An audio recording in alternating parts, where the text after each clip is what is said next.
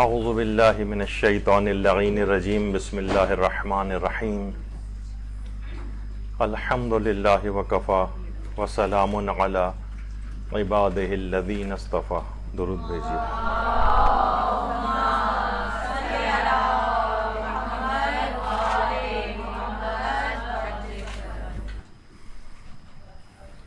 مچھلیوں سے متعلق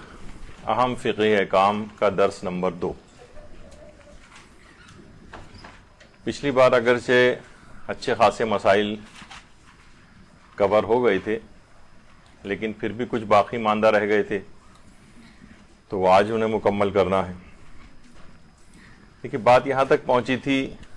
بلکہ بیان ہو چکی تھی کہ مچھلی کے حلال ہونے کے 2 معیارات ہیں. ایک تو یہ ہے کہ اطمینان ہونا چاہیے کہ وہ پانی سے زندہ پکڑی گئی ہے، جس کی مختلف شقیں پچھلی بار ہم نے بیان کی تھی. اور دوسری شق یہ تھی اس کی دوسرا معیار کہ اسے چھلکے والی ہونا چاہیے. اچھا، چھلکے، اس کو چھلکے بھی کہا جاتا ہے، اس کو کرن بھی کہا جاتا ہے، انگلش میں اسکیلز کہتے ہیں، فارسی میں پولک کہتے ہیں، قرش عربی میں کہتے ہیں، اور فلس فارسی اور عربی دونوں زبانوں میں ہی عام طور پہ اس طرح سے کہا جاتا ہے. یعنی اگر کہیں کہ فلس دار مچھلی، اس کے معنی بھی یہی ہوتے ہیں کہ چھلکے والی. قرش والی، وہ اس کے معنی بھی چھلکے ہیں. پولک اگر ہو لفظ، اس کے معنی بھی چھلکے ہیں. کرن بھی عام لوگ کہتے ہیں کرن والی مچھلی لے کر آنا، تو اس کے معنی بھی چھلکے ہوتے ہیں. اچھا، فلس کہلاتا ہے اس پہ جو چھلکے ہیں. لیکن آپ نے سنا ہوگا کہ یو اے ای کے جو درہم ہوتے ہیں وہ سکے والے، سکے دار، اس کو فلس کہتے ہیں. بہت سے فلس بھی کہتے ہیں، فلس بھی کہتے ہیں. کہا جاتا ہے کہ اس کو اس وجہ سے اس کا یہ نام پڑا کیونکہ کہا جاتا ہے کہ کیونکہ جو یہ سکے ہوتے ہیں مچھلی کے چھلکوں کی طرح سخت اور نسبتاً گول ہوتے ہیں، اس وجہ سے ان کو فلس کا کہا جانے لگا یا فلس کہا جانے لگا. فلس عام طور پہ کہا جاتا ہے. اور اس کی جمع، یعنی جو وجہ تسمیہ اس کی یہی بیان کی جاتی ہے، اور اس کی جو جمع ہے وہ ہے فلوس. اور یہی فلس اگر کسی کے پاس نہ ہو تو اسے مفلس کہا جاتا ہے اور اس کو افلاس کا شکار کہا جاتا ہے. ایک ایسی بیچ میں بات آ گئی، کہا جاتا ہے کہ عام طور پر یہ اس طرح سے. چھلکے والی مچھلی ہونی چاہیے، چھلکے والی، اس کے اوپر چھلکے ہوں. اور چھلکے عام طور پر جب چھری وغیرہ سے گھسا جاتا ہے تو چھلکے اس کے اوپر سے اس طرح سے اترتے ہوں، تو اس کے معنی کہ مچھلی چھلکے والی ہے. ایک مسئلہ ایک آتا ہے، بڑا معرکۃ الآراء مسئلہ ہے، وہ ہے شارک مچھلی کا کھانا جائز ہے یا جائز نہیں ہے. شارک مچھلی،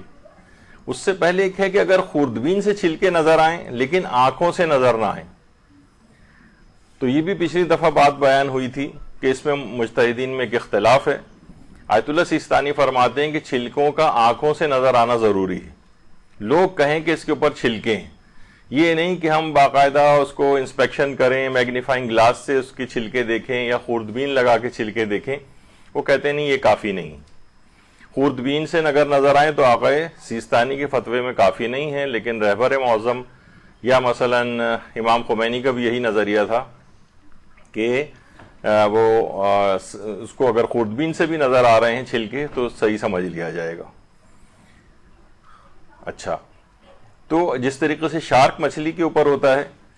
کہ اس کے چھلکے خوردبین سے نظر آتے ہیں، آنکھوں سے نظر نہیں آتے. تو ایک زمانہ تھا کچھ عرصے پہلے، ایک پوسٹ ہم نے اسی اعتبار سے لگائی تھی کہ کیا شارک مچھلی کا گوشت کھانا جائز ہے. تو اس میں آیت اللہ سیستانی کا فتویٰ یہ تھا کہ وہ مچھلیاں جن کے چھلکے آنکھوں سے نظر نہیں آئیں، خوردبین یا کسی آلے کو لگا کر، جیسے کہ میگنیفائنگ گلاس ہے، اس کو لگا کر دیکھیں تو نظر آئیں، تو ان کو بغیر چھلکے کی مچھلی سمجھا جائے گا، ان کا گوشت کھانا جائز نہیں ہوگا جیسے کہ شارک مچھلی کا. اور ہم نے یہ لکھا تھا آیت اللہ خامنئی کے نزدیک شارک مچھلی کا کھانا جائز ہے، یعنی جو انہوں نے جو چیز بتائی ہے، جو اصول بتائے ہیں، اس کے تحت یہ چیز جائز ہے. تو اس پہ بعض افراد نے بہت زیادہ اس کے اوپر شور مچایا اور موقع سے فائدہ اٹھا کر اپنے تئیں اگر کسی اعتبار سے مدرسے کی کوئی مخالفت کا ان کا نظریہ تھا تو اس موقع سے فائدہ اٹھا کے اس پہ کراس لگا کے اس پوسٹ کے اوپر، اور انہوں نے بہت شور مچایا کہ آیت اللہ خامنئی کا یہ مسئلہ جو ہے وہ بالکل غلط بیان ہوا ہے، اور ابھی آپ تفصیل اس کی آگے چل کر دیکھیں گی۔ تو اس پہ لوگوں کو وضاحت کے لیے ان کے فتوے کی ہم نے وضاحت اس کے بعد دی، اور اس کے بعد کچھ اور استفتاءات بھی آئے کہ آیت اللہ خامنئی کا شارک مچھلی کے متعلق نظریہ کیا ہے۔ تو دیکھیے، جیسے کہ ابھی بیان ہوا کہ فقہ جعفری میں مچھلی کے حلال ہونے کا ایک معیار یہ بھی معیار ہے کہ اس پر چھلکے ہوں، اور جیسے کہ ابھی ہم نے کہا کہ بعض مجتہدین جیسے آیت اللہ سیستانی، ان کے نزدیک آدھی آنکھ سے اس کا نظر آنا ضروری ہے چھلکے کا۔ اتنے چھوٹے چھلکے ہوں کہ خوردبین سے نظر آئیں یا ماہرین فن بتائیں کہ اس پر چھلکے ہیں، تو ان کے فتوے میں بات کافی نہیں۔ لیکن جیسے کہ آیت اللہ خامنئی فرماتے ہیں کہ مچھلی پر چھلکے ہوں، خواہ آدھی آنکھ سے نظر آئیں یا اتنے چھوٹے ہوں کہ خوردبین سے نظر آئیں، اور اہل فن و ماہرین کہیں کہ اس پر چھلکے موجود ہیں، تو یہ ان کے نزدیک اس کے مچھلی ہونے کے حلال ہونے کے لیے کافی ہیں۔ اچھا، جیسے کہ ہم نے پچھلی دفعہ بھی بات بتائی تھی کہ یہ فرق چاند کی رویت کے احکام میں بھی موجود ہے۔ آیت اللہ سیستانی آدھی آنکھ سے چاند دیکھنے کے نظر آنے کے قائل ہیں، جبکہ رہبر معظم ٹیلی اسکوپ سے بھی، یعنی دوربین سے بھی اگر چاند دکھائی دے رہا ہے تو اس کی بھی رویت کے قائل ہیں، کہتے ہیں کافی ہے اگر ٹیلی اسکوپ سے بھی آپ کو نظر آ رہا ہے۔ اور رہبر معظم نے اپنے فتاوی میں شبہ کے موارد میں، یعنی اگر یہ آپ کو پتہ نہ چلے کہ مچھلی پر چھلکے ہوتے ہیں یا نہیں ہوتے، شبہ ہے آپ کو، تو وہ فرماتے ہیں کہ متخصصین اور ماہرین فن کی رائے کو جو ہے وہ معتبر سمجھا جائے اور ان کی بات پر عمل کیا جائے۔ اچھا، تمام جو شارکس ہیں ان پر پلیکوائڈ اسکیلز ہوتے ہیں جو کہ آدھی آنکھ سے نظر نہیں آتی بلکہ مائکروسکوپ سے نظر آتے ہیں۔ یہ تھوڑا سا بس 5-7 منٹ کا ایک آپ کو تھوڑا سا خشک پارٹ ہے اس کا، یہ ذرا سن لیں اس کو، تاکہ اس کے بعد پھر اگلے مسائل شروع ہوں گے۔ یعنی شارک پر پلیکوائڈ اسکیلز ہوتے ہیں جو کہ آدھی آنکھ سے نظر نہیں آتے بلکہ مائکروسکوپ سے نظر آتے ہیں، یا اس کی جلد پر ہاتھ پھیریں تو محسوس ہوتے ہیں۔ اور رہبر معظم کیونکہ مائکروسکوپ سے ماہرین کی تصدیق کو کافی سمجھتی ہیں اور ماہرین میں سلسلے میں کوئی دوسری رائے بھی نہیں ہے، لہٰذا شارک مچھلی ان کے فتوے میں بالکل جائز ہے کھانا، کیونکہ پلیکوائڈ اسکیلز اس کے اوپر ہوتے ہیں۔ آپ تمام سائٹس سرچ کر لیں، جتنی بھی ایجوکیشنل اور آبی حیات کی سائٹس ہیں، ہر اس پہ لکھا ہوا ہے کہ شارک پر پلیکوائڈ اسکیلز ہوتے ہیں، اور کوئی ایک بھی ماہر ایسا نہیں ہے جو ان مائکروسکوپک پلیکوائڈ اسکیلز کو نہ مانتا ہو شارک پر۔ البتہ اس کی شکل عام طور پر جو دیگر مچھلیوں کے اوپر جو چھلکے ہوتے ہیں اس سے تھوڑی سی الگ ہوتی ہے، لیکن مچھلیوں کے چھلکے تو الگ الگ ہوتے ہیں، ہر ایک کے ایک جیسے نہیں ہوتے ہیں، لہٰذا کوئی سی بھی قسم کے چھلکے ہوں تو وہ خوردبین سے اگر نظر آ رہے ہوں تو رہبر اس کے جواز کے قائل ہیں، اور ایران کا جو فشریز ڈپارٹمنٹ ہے اس کے سائنسدان بھی اس بات کی پوری تصدیق کر چکے ہیں، اور آیت اللہ خامنئی سے ایک استفتاء ان کی آفیشیل سائٹ پر بھی موجود ہے کہ اگر مچھلی کے اوپر مائکروسکوپک چھلکے ہوں اور متخصصین یعنی جو ایکسپرٹس ہیں وہ اگر بتا دیں کہ اس کے اوپر چھلکے ہیں اور وہ آدھی آنکھ سے نظر بھی نہیں آ رہے، مائکروسکوپ سے نظر آ رہے ہیں، تو سوال یہ پوچھا گیا رہبر سے کہ کیا آپ کے لیے اس کے مچھلی کے لیے حلال ہونے کے لیے بات کافی ہے؟ تو انہوں نے جواب دیا در فرض سوال حکم و حلیت مشبد، جیسے کہ آپ نے سوال میں پوچھا گیا ہے اس پر حلال ہونے کا حکم جاری ہوگا، یعنی متخصصین اگر کہہ دیں۔ اور اچھا، بہت سے لوگوں نے کہا کہ انہوں نے تو پچھلی والی آپ دیکھیں اس کے اندر اس میں یہ ہے کہ سوال میں شارک کا ذکر نہیں تھا، بلکہ ایک اگر کسی پر اگر آدھی آنکھ سے نظر نہیں آ رہے ہیں اور صرف مائکروسکوپ سے نظر آ رہے ہیں تو ماہرین فن سے پوچھا جائے گا اور وہ اس پر حلال ہونے کا حکم لگے گا۔ تو لوگوں نے کہا اس میں شارک کا تو لفظ نہیں ہے، تو پھر ہم نے وہی والا سوال اور اس میں شارک کا اضافہ کر کے پوچھا جو نیچے ہے، تو اس میں بھی وہاں سے یہی جواب آیا کہ اس صورت میں بھی اس کو حلال سمجھا جائے گا اور اس کے حلال ہونے کے لیے کافی ہے، جس میں شارک کا لفظ بھی ہم نے ڈال دیا تھا۔ تو جتنی بھی آبی حیات کے جو ماہرین ہیں وہ کہتے ہیں شارک پر پلیکوائڈ اسکیلز ہوتے ہیں، اور جو باقاعدہ ایجوکیشنل سائٹس ہیں ان سب کے اوپر یہ بات لکھی ہوئی ہے کہ اس پہ ایک ٹیتھ لائک اسٹرکچرس ہوتے ہیں جنہیں پلیکوائڈ اسکیلس کہتے ہیں، اور پوری اس کی تفصیل ہے جس میں ابھی سائنسی لحاظ سے نہیں جانا ہے ہمیں. اور یہ اور سائٹس کا بھی ہم نے اس کے اندر حوالہ دیا تھا کہ کتنی ساری ایجوکیشنل جو سائٹس ہیں اس کے اوپر بھی یہ بات موجود ہے کہ شارک پر پلیکوائڈ اسکیلس ہوتے ہیں. یعنی ماہرین نے متفقہ طور پر، یعنی ایک بھی ماہر پوری دنیا میں ایسا نہیں ہے جو شارک پر ان پلیکوائڈ اسکیلس کو نہ مانتا ہو. تو لہٰذا آیت اللہ خامنئی کے فتوے میں یہ بات بالکل صحیح تھی. اور اس کے جو مائکروسکوپ سے جو اس کے وہ لیے گئی ہیں تصویریں، اس میں بھی وہ اسکیلس اس کے نظر آتے ہیں. اچھا، ایران کا جو فشریز ڈپارٹمنٹ ہے انہوں نے بھی رہبر سے اپنے استفتاءات کو نقل کیا ہے کہ کس مچھلی کے اوپر چھلکے ہوتے ہیں اور کس پر نہیں ہوتے ہیں، اور اگر اس میں کبھی شبہ بھی ہو جائے تو ماہرین کی رائے اس میں قابل اعتماد ہوتی ہے. یعنی عام لوگ بھی کہتے ہیں کہ اس پہ چھلکے ہیں تو بھی رہبر کے فتوے میں کافی ہے، اور عام لوگوں کو اگر شک ہو جائے یا ان کو پتہ نہ چلے کہ اس پہ چھلکے ہیں یا نہیں تو ماہرین فن اگر کہہ دیں، ایکسپرٹس کہہ دیں، تب بھی ان کی بات کو لے لیا جائے گا اور یہ کافی سمجھا جائے گا اس کے حلال ہونے کے لیے. تو یہ سارے اس کے اندر موجود ہیں جو فشریز ڈپارٹمنٹ ہے ایران کا. اور ڈائریکٹر فشریز ڈپارٹمنٹ جو ہیں گیلان کے، ایران کے رئیس سازمان شیلات ایران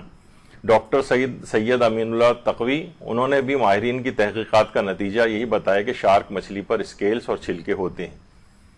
انہوں نے بلکہ ان کا جملہ ہے یہ جو کہ تمام سائٹس پہ بھی موجود ہے کہ بر اساس کار محققان این نتیجہ بدست آمد کے کوسا ہاف فلس دارند. کوسا مچھلی شارک مچھلی کو کہا جاتا ہے کہ محققین کی بات سے نتیجہ یہ نکلتا ہے کہ جو شارک مچھلی ہے اس پر چھلکے ہوتے ہیں. یعنی ابھی ہم آیت اللہ خامنئی کا فتویٰ بیان کر رہے ہیں، یعنی چھلکے بار بار کا جو لفظ آ رہا ہے اس میں آیت اللہ سیستانی والے، کیونکہ وہ آدھی آنکھ سے دیکھنے کو آیت اللہ سیستانی فرماتے ہیں کہ آنکھ سے نظر آنے چاہیے، لہٰذا آیت اللہ سیستانی کا کوئی مقلد شارک مچھلی نہیں کھا سکتا ہے، لیکن رہبر معظم کا مقلد کھا سکتا ہے. اور ایک مدرسہ آیت اللہ موسوی نژاد ہے، اس نے بھی آیت اللہ خامنئی سے ایک استفتاء نقل کیا ہے جس میں آیت اللہ خامنئی کی نظر میں ماہرین کی رائے پر عمل لازمی قرار دیا گیا ہے، اور اس میں یہ بات بھی کہی گئی ہے کہ یہی نظریہ امام خمینی کا بھی تھا. تو اس کی تفصیل میں ہم نہیں جا رہے لیکن یہ موجود ہے. اچھا، بہت سے لوگ، یعنی ہم یہ کہہ سکتے ہیں کہ یہ مچھلی کا، شارک مچھلی کا حلال ہونا آیت اللہ خامنئی کے فتوے کے مطابق ہے. تو ایک ویسے سمجھنے والی بات سمجھ لیجئے کہ مجتہدین ہمیشہ یہ نہیں کہیں گے کہ نہ ایک ایک چیز کا نام لیں. مثلا جیسے ہم نے ابھی روح افزا شربت کی اس میں مثال لکھی ہے، تو آپ نے ایک، یعنی مجتہدین جب روح افزا کا نام لے گا شربت میں تو ہی وہ صرف شربت حلال ہوگا. پھر آپ نورس کا نام لیں گی، پھر آپ شیزان والوں کا نام لیں گی. مجتہدین ہزاروں کے نام سے جو ہے فتویٰ جاری نہیں کرے گا. مثلا آپ کہیں گے کہ جناب کیا کوئی آپ سے پوچھے کہ کیا شربت روح افزا رہبر کے فتوے میں جائز ہے، آپ کہیں گے کہہ سکتی ہیں جائز ہے، کیونکہ رہبر جو ان کے اصول ہیں کہ اس میں کوئی نجس چیز نہیں ہونی چاہیے یا وہ نشہ آور نہیں ہونا چاہیے، یہ دونوں چیزیں آپ کو پتہ ہے کہ اس کے اندر نہیں پائی جاتی ہیں، نہ نشہ پایا جاتا ہے اور نہ یہ نجس ہے، لہٰذا جائز ہے. ان کے فتوے کے مطابق ہے یہ بات. اب لوگ اس پہ شور مچائیں گے نہیں، رہبر نے فتوے میں تو روح افزا کہیں جائز قرار نہیں دیا، دکھائیے کہاں لفظ روح افزا کے ساتھ آیا، نورس کے ساتھ کہاں آیا. تو اصول بیان کیا جاتا ہے اس میں تاکہ مجتہدین اگر نام لے کے ہو جائے وہ تو یہ طریقہ کار نہیں ہوتا، ایک اصول بیان ہو جاتا ہے تاکہ آپ کے لیے سہولت اور آسانی ہو جائے. تو لوگ یہ کہتے ہیں کہ بھائی آپ خود سے کیسے ڈیسائیڈ کر لیا آپ نے، بھائی اس کے اندر کوئی دوسری رائے نہیں. شارک پر پلیکوائڈ اسکیل ہوتے ہیں، تمام ماہرین نے کہہ دیا، تمام جو اس قسم کی جو سائنس موجود ہے آبی حیات والی اس کے اندر موجود ہیں کہ پلیکوائڈ اسکیل ہوتے ہیں. تو ایک ایک مچھلی کا الگ الگ سے نام لینا، میں نے کہا تھا نا کہ لاکھوں مچھلیاں پائی جاتی ہیں، تو کیا رہبر ہر مچھلی کا الگ الگ نام لیں گے؟ انہوں نے ایک اصول بتا دیا کہ آنکھ سے نظر نہ آئے یا کسی کو شبہ ہو تو ماہرین فن جو بات کہیں، تو تمام ماہرین فن ایک ہی بات کہہ رہے ہیں. تو لہٰذا یہ کہنا بالکل صحیح ہے کہ یہ شارک مچھلی آیت اللہ خامنئی کے فتوے میں حلال ہے. ابھی آگے چل کے فتاوے بھی آ رہے ہیں اس کے. اچھا، اسی طریقے سے ہم نے اس میں مثال لکھی تھی کہ رہبر کے نزدیک مثلا کوئی آپ سے پوچھے کہ لوڈو کھیلنا یا کیرم کھیلنا کیسا ہے، تو کوئی آپ سے بھی پوچھے تو آپ کہیں گے ہاں رہبر کے نزدیک لوڈو اور کیرم جائز ہے، کیونکہ رہبر جن اصولوں پہ کہتے ہیں، مثلا اس میں اگر کوئی شرط نہیں لگائی جا رہی ہے کیا وہ بذات خود آلات قمار یا جوئے کے آلات میں شامل نہیں ہے؟ جیسے آپ کو پتا ہے لوڈو پہ کوئی جوا نہیں کھیلا جاتا ہے، کوئی دوسری رائے نہیں ہے، کیرم ہاں کوئی ویسے شرط لگا لے، وہ تو ایک عام طور پر بھی فٹ بال یا کوئی عام جو جائز کھیل ہے اس پہ بھی کوئی شرط لگائے تو حرام ہو جاتا ہے، لیکن یہ کوئی بھی بات اس میں نہیں پائی جاتی، تو آپ بہت آسانی کے ساتھ یہ بات کہہ سکتے ہیں کہ جی ہاں رہبر کے فتوے میں کیرم بھی جائز ہے، لوڈو بھی جائز ہے، چاہے لفظ کیرم اور لوڈو ان کے اس میں فتوے میں ذکر بھی نہ ہوا ہو۔ تو بہرحال یہ اس انداز کا مسئلہ ہے۔ تو اگر مثلا ہم یہی کہیں کہ جناب دوسرے لوگ کہیں کہ بھئی آپ نے خود سے کیسے یہ نتیجہ نکال لیا اور تطبیق موضوع جو ہے وہ کیسے کر دیا، تشخیص موضوع کیسے کر دیا، تو ہم یہ کہیں گے کہ پھر جتنے بھی عید کے اعلانات علماء کرتے ہیں ان سب کو بھی آپ کو بند کر دینا چاہیے انہیں، کیونکہ یہ بھی مثلا کوئی رہبر جن کا جو فتویٰ ہے چاند کے سلسلے میں، اس کے تحت اگر چاند ثابت ہو جاتا ہے تو یہ علماء بھی ان کے فتوے سے تحقیق کر کے لوگوں کو بتا سکتے ہیں کہ چاند ہو گیا۔ مثلا کوئی آپ سے پوچھے کہ رہبر کے فتوے میں چاند ہو گیا، آپ کہیں گے ہاں ہو گیا۔ اب وہ کوئی کہے کہ نہیں لکھا ہوا دکھائیے کہ کہاں ہوا ہے، بھائی انہوں نے جو اصول بتائے ہیں اس کے تحت ہو گیا ہے چاند۔ تو اسی طریقے سے مجتہدین کا دیکھیے کام یہ نہیں ہوتا کہ وہ مچھلیوں کو سب کو الگ الگ نام لے کے بتائیں، تو بعض دفعہ مجتہدین کی طرف سے لوگوں کی آسانی کے لیے ایک لسٹ بھی جاری کر دی جاتی ہے کہ بھئی ان مچھلیوں کے اوپر اسکیلز ہوتے ہیں، اور وہ آپ نے دیکھا ہے آیت اللہ سیستانی کی بھی ہے، لیکن وہ کتنی 40 50 100 150 مچھلیوں کی ایک لسٹ ہے، لیکن مچھلیاں تو اتنی بڑی تعداد میں یعنی ہزاروں لاکھوں کی تعداد میں الگ الگ اسپیشیز اور ان کے الگ الگ اقسام ہیں، ان سب کی لسٹ تو موجود نہیں ہے، لیکن آیت اللہ سیستانی نے پھر بھی وہ جاری کر دی، اگرچہ یہ ہر شخص کے اپنے تحقیق ہے کہ جائیں دیکھیں آپ کے مچھلی کے اوپر چھلکے ہیں یا مچھلی پر چھلکے نہیں ہیں، لیکن ماہرین نے خود سے تحقیق کر کے، بہت سے علماء بھی یہ کرتے ہیں کہ آپ ان کا نام لے کے پوچھیں، مثلا کسی عالم کے پاس جائیں اور آپ ان سے کہیں کہ یہ روہو مچھلی کیا جائز ہے یا جائز نہیں، وہ کہیں گے کہ نہیں آپ پر خود واجب ہے کہ جائیے آپ خود تحقیق کیجئے، یا مجتہد کا فتوے میں لفظ روہو کہیں لکھا ہوا دکھائیے کہ کہاں ہے۔ تو وہ جو اصول بیان کیے گئے چھلکے والی مچھلی وہ پانی سے زندہ حالت میں باہر نکالی جائے،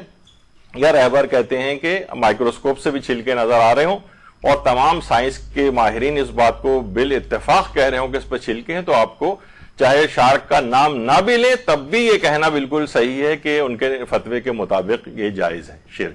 شارک۔ تو اچھا اب اس طرح سے تو یہ بات بالکل واضح ہو گئی ہے کہ رہبر معظم کا جو بھی اس سلسلے میں فتویٰ ہے وہ کتنے فتاوے اس کے بعد آ چکے ہیں، اور باقاعدہ ان سے لکھ کر الگ سے بھی یہ تمام سوالات کیے گئے ہیں کہ اگر چھلکے اس کے اوپر صحیح طور پر واضح طور پر اگر پتہ نہ چل رہے ہوں یا مثلا مشکوک ہو اگر اس کا معاملہ، تو اہل فن جو بھی بات کہہ دیں ان کی بات اس میں حجیت رکھتی ہے اور ان کو اس مچھلی کو چھلکے والی ماننے میں کوئی حرج نہیں۔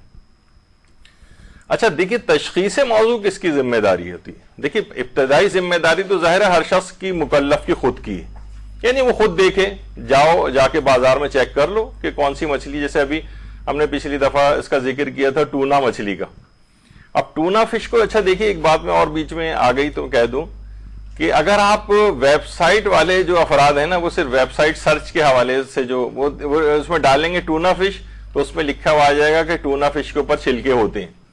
لیکن مسئلہ ہے کہ آیت اللہ سیستانی جو ہے وہ فقط چھلکے ہونا کافی نہیں سمجھتے ہیں، وہ کہتے ہیں چھلکوں کا آنکھوں سے نظر آنا ضروری ہے۔ تو اس میں یہ بھی لکھا ہوا کہ بہت ہارڈلی کبھی اس کے اوپر یعنی چھلکے نظر آنا ممکن ہے، میگنیفائنگ گلاس سے ٹونا فش پہ یا تو چھلکے نظر آتے ہیں یا مائکروسکوپ سے۔ تو بہرحال یہ اب تشخیص موضوع کا مسئلہ خود اس کا ہے، یعنی وہ جا کر دیکھ لے، خود جا کر دیکھے کہ اس کو آنکھوں سے اگر نظر نہیں آ رہے ہیں، یعنی ہاتھ پھیرنے پر محسوس ہو رہے ہیں لیکن نظر نہیں آ رہے، مائکروسکوپ یا میگنیفائنگ گلاس سے ٹونا فش کو ہم دیکھ رہے ہیں، تو یہ عام طور پر صرف اور صرف یہ اس طرح یہ کافی نہیں ہے کہ مثلا ہم صرف ویب سائٹ پر جائیں اور جا کر دیکھیں اس پہ لکھا ہوگا اس پہ چھلکے ہیں، نہیں، سیستانی صاحب کہتے ہیں کہ چھلکوں کا آدھی آنکھ سے نظر آنا ضروری ہے، لوگ کہیں کہ یہ چھلکے والی ہے، یعنی اتنے اس کے اوپر آبویس چھلکے نظر آنے چاہیے۔ تو تشخیص موضوع جو ہے یہ اصلاً کسی بھی شخص کے اپنے اوپر ہوتا ہے، لیکن وہ کسی ماہر فن کی یا دیگر افراد جو قابل اعتبار ہوں جنہوں نے اس بات کی تحقیق کر رکھی ہو، مثلا کوئی آپ کے خاندان میں ہو جو مچھلیاں خریدنے عام طور پر جاتے ہیں اور لوگ کہتے ہیں ہاں بھائی یہ مچھلی کی ان کو بڑی پہچان ہے، آپ نے ان سے جا کر پوچھ لیا کہ آپ بتائیے کہ فلاں روہو کے اوپر چھلکے ہوتے ہیں، انہوں نے کہا ہاں ہوتے ہیں، کیا آپ کہیں گے جب پاپلیٹ جو مچھلی ہے پومفریٹ ہے اس کے اوپر کیا چھلکے ہوتے ہیں؟ انہوں نے کہا چھلکے ہوتے ہیں. ٹراؤٹ پر اور سیلمون اور اس طرح سے جو ہوتی ہیں پچھلی دفعہ جن کا ذکر ہو، تو آپ کے لیے بس کافی. ورنہ اگر یہ ہو کہ تشخیص موضوع نہیں، آپ ہی کی ذمہ دار، ہر شخص انڈیویجول الگ الگ جائے مارکیٹ میں، پورے گھر میں 10 افراد ہوں، 10 افراد الگ جا کر تحقیق کر کے آئے. نہیں، ایسا نہیں. وہ ان کی کوئی بھی ماہرین فن ہے، ان جو بات سمجھتے ہیں ان کی بات مانی جا سکتی. تو یہ ہر جگہ اب اس کے اوپر بھی آپ کو نظر آئے گا کہ پلیکوائڈ اسکیلز جو ہیں وہ کارٹیلیجنس فشز لائک شارکس وغیرہ ان سب کے اوپر یہ پلیکوائڈ اسکیلز ہوتے ہیں. یہ آپ کوئی بھی جا کر اس کو اچھی طریقے سے سرچ کر سکتا ہے. اور خود ایران کی جو اخبارات ہیں، ارنا اسلامک ریپبلک نیوز ایجنسی جو ہے، اس میں بھی اخبارات تک میں یہ بات آئی ہے کہ مصرف گوشت کوسا ماہی بلا مانع است. اور نیچے آیت اللہ خامنئی کے فتاوے وغیرہ کے حوالے سے بات کی گئی ہے کہ گوشت اس کا جو ہے جو شارک مچھلی ہے اس میں کوئی کھانے میں قباحت نہیں، کیونکہ رہبر معظم کے فتوے کے مطابق ہے. اچھا، اب اس میں ایک سوال میں نے خود بھی دریافت چند روز پہلے اس سلسلے میں کیا کہ اگر قابل اعتماد ماہرین کی نظر میں کسی مچھلی پر خوردبینی چھلکے ہوں تو کیا رہبر معظم کے فتوے میں اس کو حلال سمجھا جائے گا؟ یعنی یہی سوال لکھ کر دریافت کیا گیا کہ اگر ماہرین فن کہہ رہے ہوں کہ کسی مچھلی کے اوپر چھلکے موجود ہیں تو کیا رہبر معظم کے فتوے میں اسے حلال سمجھا جائے گا؟ تو جواب اوپر لکھا ہوا ہے حلال سمجھا جائے گا. یعنی رہبر معظم کے فتوے میں اسے حلال سمجھا جائے گا. یعنی اتنی واضح طور پر بھی فتاوے اس کے جو ہے وہ موجود ہیں. اور کتنے الگ الگ جو ہے استفتاءات اس سلسلے میں منگوائے گئے. تقریباً ہر جگہ رہبر معظم نے یہی بات کہی ہے کہ جو ماہرین فن اگر کہہ دیں تو اس کے یا خوردبینی چھلکے ہونا ثابت ہو جائے تو اس کے کھانے میں کوئی حرج نہیں، اور ان کے فتوے میں یہ بالکل جائز ہے. یہ سارے استفتاءات ہیں جو اس سلسلے میں مستقل، اب اتنا وقت نہیں ہم ان کو اس طور پر پڑھیں. تو بہرحال اس میں یہی ہر جگہ لکھا ہوا ہے کہ اس کو حلال رہبر معظم کے فتوے میں اس کو حلال سمجھا جائے گا. اور جو یہ رہبر معظم کی اپنی آفیشیل سائٹ ہے leader.ir یا khamenei.ir، اس کے اوپر بھی یہ چیز موجود ہے کہ جس مچھلی کے اوپر بھی متخصصین کہہ دیں کہ چھلکا ہے تو اس کو چھلکے والی مچھلی سمجھا جائے گا. اور جو امام خمینی وغیرہ سے بھی جو پوچھا گیا تھا تو اس کے اندر بھی یہی بات آئی تھی. انہوں نے کہا تھا کہ چھلکے والا ہونا ثابت ہو جائے اور اس سے کوئی فرق نہیں پڑتا کہ آدھی آنکھ سے نظر آئے یا خوردبینی آنکھ سے نظر آئے. اگر معلوم چل جائے کہ چھلکے ہیں چاہے خوردبین سے نظر آئے تب بھی امام خمینی کے فتوے میں بھی اس لحاظ سے شارک مچھلی کا ہونا حلال ہونا جائز تھا. یہ سب رہبر معظم سے جو استفتاءات کیے گئے. تو بہرحال یہ اس طرح سے اس کے اوپر چھلکے ہوتے ہیں، اور رہبر معظم کے فتوے میں بھی شارک مچھلی کا جائز ہونا ان کے فتوے کے مطابق ہے. جب نیچے سوال پوچھا یہی گیا کہ رہبر معظم کے فتوے میں اس کو حلال سمجھا جائے گا، تو جواب ہے کہ حلال سمجھا جائے گا. بس یہی تھا کہ رہبر معظم کے فتوے میں. تو اگر یہ لکھ دیا جائے کہ رہبر معظم کے فتوے کے مطابق ہے یا فتوے میں شارک مچھلی کا کھانا جائز ہے، جو اصول انہوں نے بتائے تو وہ بالکل صحیح. کیونکہ ہر مچھلی کا نام الگ الگ سے لینا بھی ضروری نہیں. اگر انہوں نے ان کے بتائے گئے اصول کے مطابق ہو تو یہ بالکل جائز ہے، جبکہ اس میں کوئی دو رائے بھی نہیں کہ اس پہ پلیکوائڈ اسکیلز ہوتے ہیں. تو چھلکے والی شارک مچھلی کے لحاظ سے یہ ایک چیز بیچ میں ہم نے ذکر کر دی، کیونکہ بہت سارے افراد جیسے کہ ہم نے اس سے پہلے کہا کہ انہوں نے بہت اس سلسلے میں شور ہنگامہ مچایا تھا اور مدرسے کے خلاف ایک کیمپین سی اپنے تئیں چلانے کی کوشش کی تھی. لیکن بس یہی ہے کہ کہیں سے بھی ان کو کوئی چیز مل جائے. اصل میں مدرسہ اسی وقت ہی فقہی مسائل وغیرہ کو پبلش کرتا ہے اور اس کے اوپر لے کر آتا ہے جب اس کے پاس بیک اپ میں وہ سارے استفتاءات اور چیزیں موجود ہوتی ہیں. لوگ ایک دم سے اعتراض کر دیتے ہیں، پھر جب ہم اس کے حوالے نکالتے ہیں تو پھر بعد میں انہیں شرمساری کا سامنا کرنا پڑتا ہے. تو بہتر یہی ہے کہ کوئی اگر اتنا ہی زیادہ ہمدرد ہو اور وہ یہ کہ بجائے اس کے کہ وہ پروپیگنڈا کرنا شروع کرے مدرسے ایک دینی ادارے کے خلاف، اسے چاہیے کہ اگر وہ دین کا درد رکھتا ہے تو ہم سے براہ راست رابطہ کر لے. ہمارے پاس جو دلائل اور بیک اپ میں استفتاءات ہیں ہم دکھائیں گے، آپس میں بات چیت کی جا سکتی ہے. لیکن یہ ایک دشمنی کا اور ایک حسد کا یا کوئی اور اس طرح کی کسی جذبات کا کوئی کر کے مدرسے کے خلاف ایک کیمپین چلائے تو یہ ایک بہت ہی شرمناک بات ہے. اچھا، اس کے بعد اب آ جائیے ویل مچھلی. ویل مچھلی کے حلال ہے یا حرام؟ تو ویل مچھلی کیونکہ بغیر چھلکے کی مچھلی ہے، لہٰذا ویل مچھلی کا کھانا جائز نہیں۔ البتہ ہمارے برادران اہل سنت ہیں، ان کے فتوے میں ان کے جو علماء ہیں اور بہت سی احادیث بھی ان کے پاس ہیں اس انداز سے کہ ایک بہت بڑی مچھلی اس انداز سے آ گئی تھی، اتنی کہ اونٹ کے برابر، وہ پوری ایک امبر مچھلی کی، جسے تو وہ کہتے ہیں اتنی بڑی مچھلی تو سوائے ویل کے کوئی ہو نہیں سکتی۔ تو صحابہ کرام نے پتہ نہیں کتنے دن تک اس کا گوشت کھایا تھا جب کسی ایسی جگہ پھنس گئے تھے جا کر۔ تو بہرحال ہمارے البتہ یہ کہ جو فقہ اہل بیت ہے اس میں جو ائمہ اہل بیت علیہم السلام ہیں، انہوں نے جو مچھلی کی حلال ہونے کی جو چیز نشانیاں بتائی ہیں اس میں چھلکے والی ہونا ضروری ہے، کیونکہ ویل مچھلی بغیر چھلکے کی ہے تو لہٰذا یہ جائز نہیں ہے۔ اچھا، مشکوک الفلس مچھلیوں کو کیا حکم ہے؟ یعنی اگر آپ کو پتہ نہ چلے، مشکوک ہو، کچھ لوگ کہہ رہے ہو کہ بھئی یہاں اس میں چھلکے ہوتے ہیں، کچھ کہتے ہیں کہ چھلکے نہیں ہوتے، تو اگر مشکوک والا معاملہ ہے تو یا تو احتیاط کریں، آپ نہ کھائیں اس کو، یہ ضروری ہے، یا پھر یہ کہ آپ ماہرین سے پوچھ لیں۔ ماہرین سے مراد یہ نہیں کہ کوئی پی ایچ ڈی کیا ہوا ہو فشریز وغیرہ میں، نہیں، یہ ضروری نہیں ہے، بلکہ ماہرین فن سے مراد کوئی گھر میں رہنے والے بہت سے افراد بھی ہو سکتے ہیں، یا مثلا مچھلی کی جو شناخت اور پہچان رکھتے ہیں وہ بھی ہو سکتے ہیں، کوئی مچھلی بیچنے والا مچھیرا بھی ہو سکتا ہے، وہ بھی ماہر فن ہے، وہ بتا سکتا ہے کہ بھائی فلاں فلاں مچھلی کے اوپر چھلکے آنکھ سے نظر آتے ہیں یا نہیں آتے۔ تو یہ مشکوک اگر معاملہ ہو، آپ کو اور پتہ نہ چل رہا ہو کہ اس مچھلی پہ چھلکے ہیں یا نہیں، تو پھر تو واجب ہے کہ اس مچھلی کو نہ کھائیں۔ لیکن یہ ہے کہ آپ پھر بھی کھانا چاہ رہی ہیں تو پھر آپ کو تھوڑی سی زحمت کرنی پڑے گی اور جا کر آپ پوچھیں ادھر ادھر، یہاں تک کہ آپ کو یقینی ذرائع سے پتہ چل جائے کہ اس پر چھلکے ہیں۔ اچھا، اب یہ تشخیص موضوع جو ہے مکلف خود بھی کر سکتا ہے، یعنی آپ خود بھی کر سکتی ہیں اور ماہرین فن سے بھی پوچھ سکتی ہیں۔ سوال پوچھا گیا آیت اللہ سیستانی سے، کیا یہ مرجع کی ذمہ داری ہے کہ وہ بتائیں کہ کون سی مچھلیاں چھلکے والی ہیں اور کون سی بغیر چھلکے کی ہیں؟ دیکھیے وہی جیسے لوگ کہتے ہیں کہ بھائی شارک مچھلی آیت اللہ خامنہئی الگ سے بتائیں لکھ کے کہ نہ یہ مچھلی جائز ہے، یا اس بات کی تحقیق مقلد کی خود کی ذمہ داری ہے؟ تو آیت اللہ سیستانی نے بھی اس کا یہ جواب لکھا ہے کہ مچھلی کے ماہرین سے دریافت کیا جائے، اور آیت اللہ خامنہئی کے فتاوی تو ہم نے اس سے پہلے اس سے کتنے کوٹ کیے ہیں آپ کے سامنے کہ جس میں وہ کہتے ہیں کہ اہل فن سے یا متخصص سے دریافت کر لیا جائے، اس کی بات بھی کافی حد تک کہ مائکروسکوپ سے بھی کیوں نہ پتہ چل جائے۔ اچھا، البتہ آغا سیستانی کا بس ایک فرق کیا ہے، وہ کہتے ہیں آدھی آنکھ سے نظر آنے چاہیے، ٹیلیسکوپ یا میگنیفائنگ گلاس سے نہیں۔ یعنی اگر وہ کہتے ہیں کہ اہل خبرہ، یعنی جو اس میں آگاہی رکھتے ہیں اس مسئلے میں، کہ وہ یہ کہتے ہیں کہ اس پر چھلکے ہیں، تو پھر اس کو کھانے میں کوئی حرج نہیں۔ اچھا، اب دیکھیے جو بغیر چھلکے کی مچھلیاں ہیں کیوں حرام ہیں، یہ پچھلی دفعہ بھی اس کا ذکر آیا تھا کہ ممسوخات ان کو کہا جاتا ہے،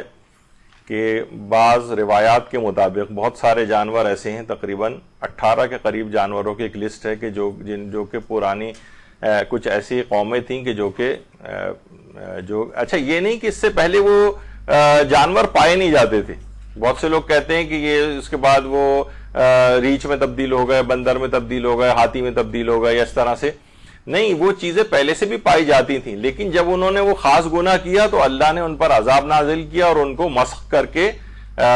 جانوروں کی شکل میں کر دیا۔ ان کو ممسوخات کہا جاتا ہے۔ ہم نے 18 نہیں بلکہ 13 جانوروں کی ایک فہرست ہے جو کہ مسخ شدہ جانور کہلاتے ہیں۔ اچھا، ایک روحانی مسخ بھی ہوتا ہے، روحانی مسخ۔ قرآن نے بہت سارے افراد کو یہ بات کہی کہ ایسے افراد ایسے ہیں جیسے جانور، بل ہم اضل، بلکہ جانوروں سے بھی بدتر۔ یہ بھی یعنی یہ نہیں کہ یہ ہیں انسانی شکل میں، لیکن کی روح مسخ ہو گئی۔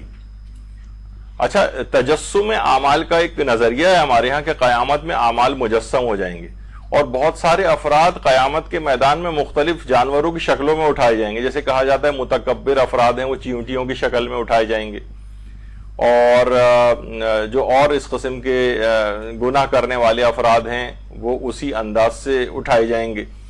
تو یہ بھی ایک روحانی مسخ کی ایک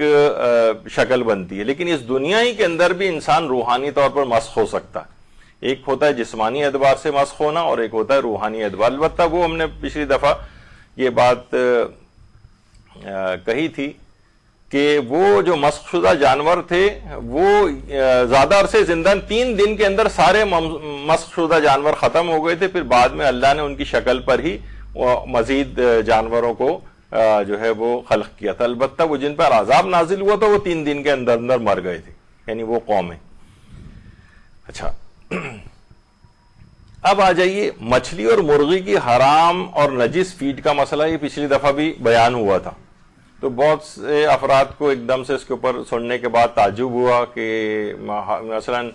مچھلی اگر وہ اس کو کھلایا جا رہا ہے سور اس کی فیڈ میں ڈال کر، یا کوئی نجاست کھلائی جا رہی ہے، مرغی کو کھلائی جا رہی ہے، تو یہ تو نہیں ہونا چاہیے اس کو حلال. تو میں نے کہا کہ چلیں اس میں آپ کو فتاوی بھی دکھا دیے جائیں. تو آیت اللہ سیستانی سے بھی یہ سوال پوچھا گیا تھا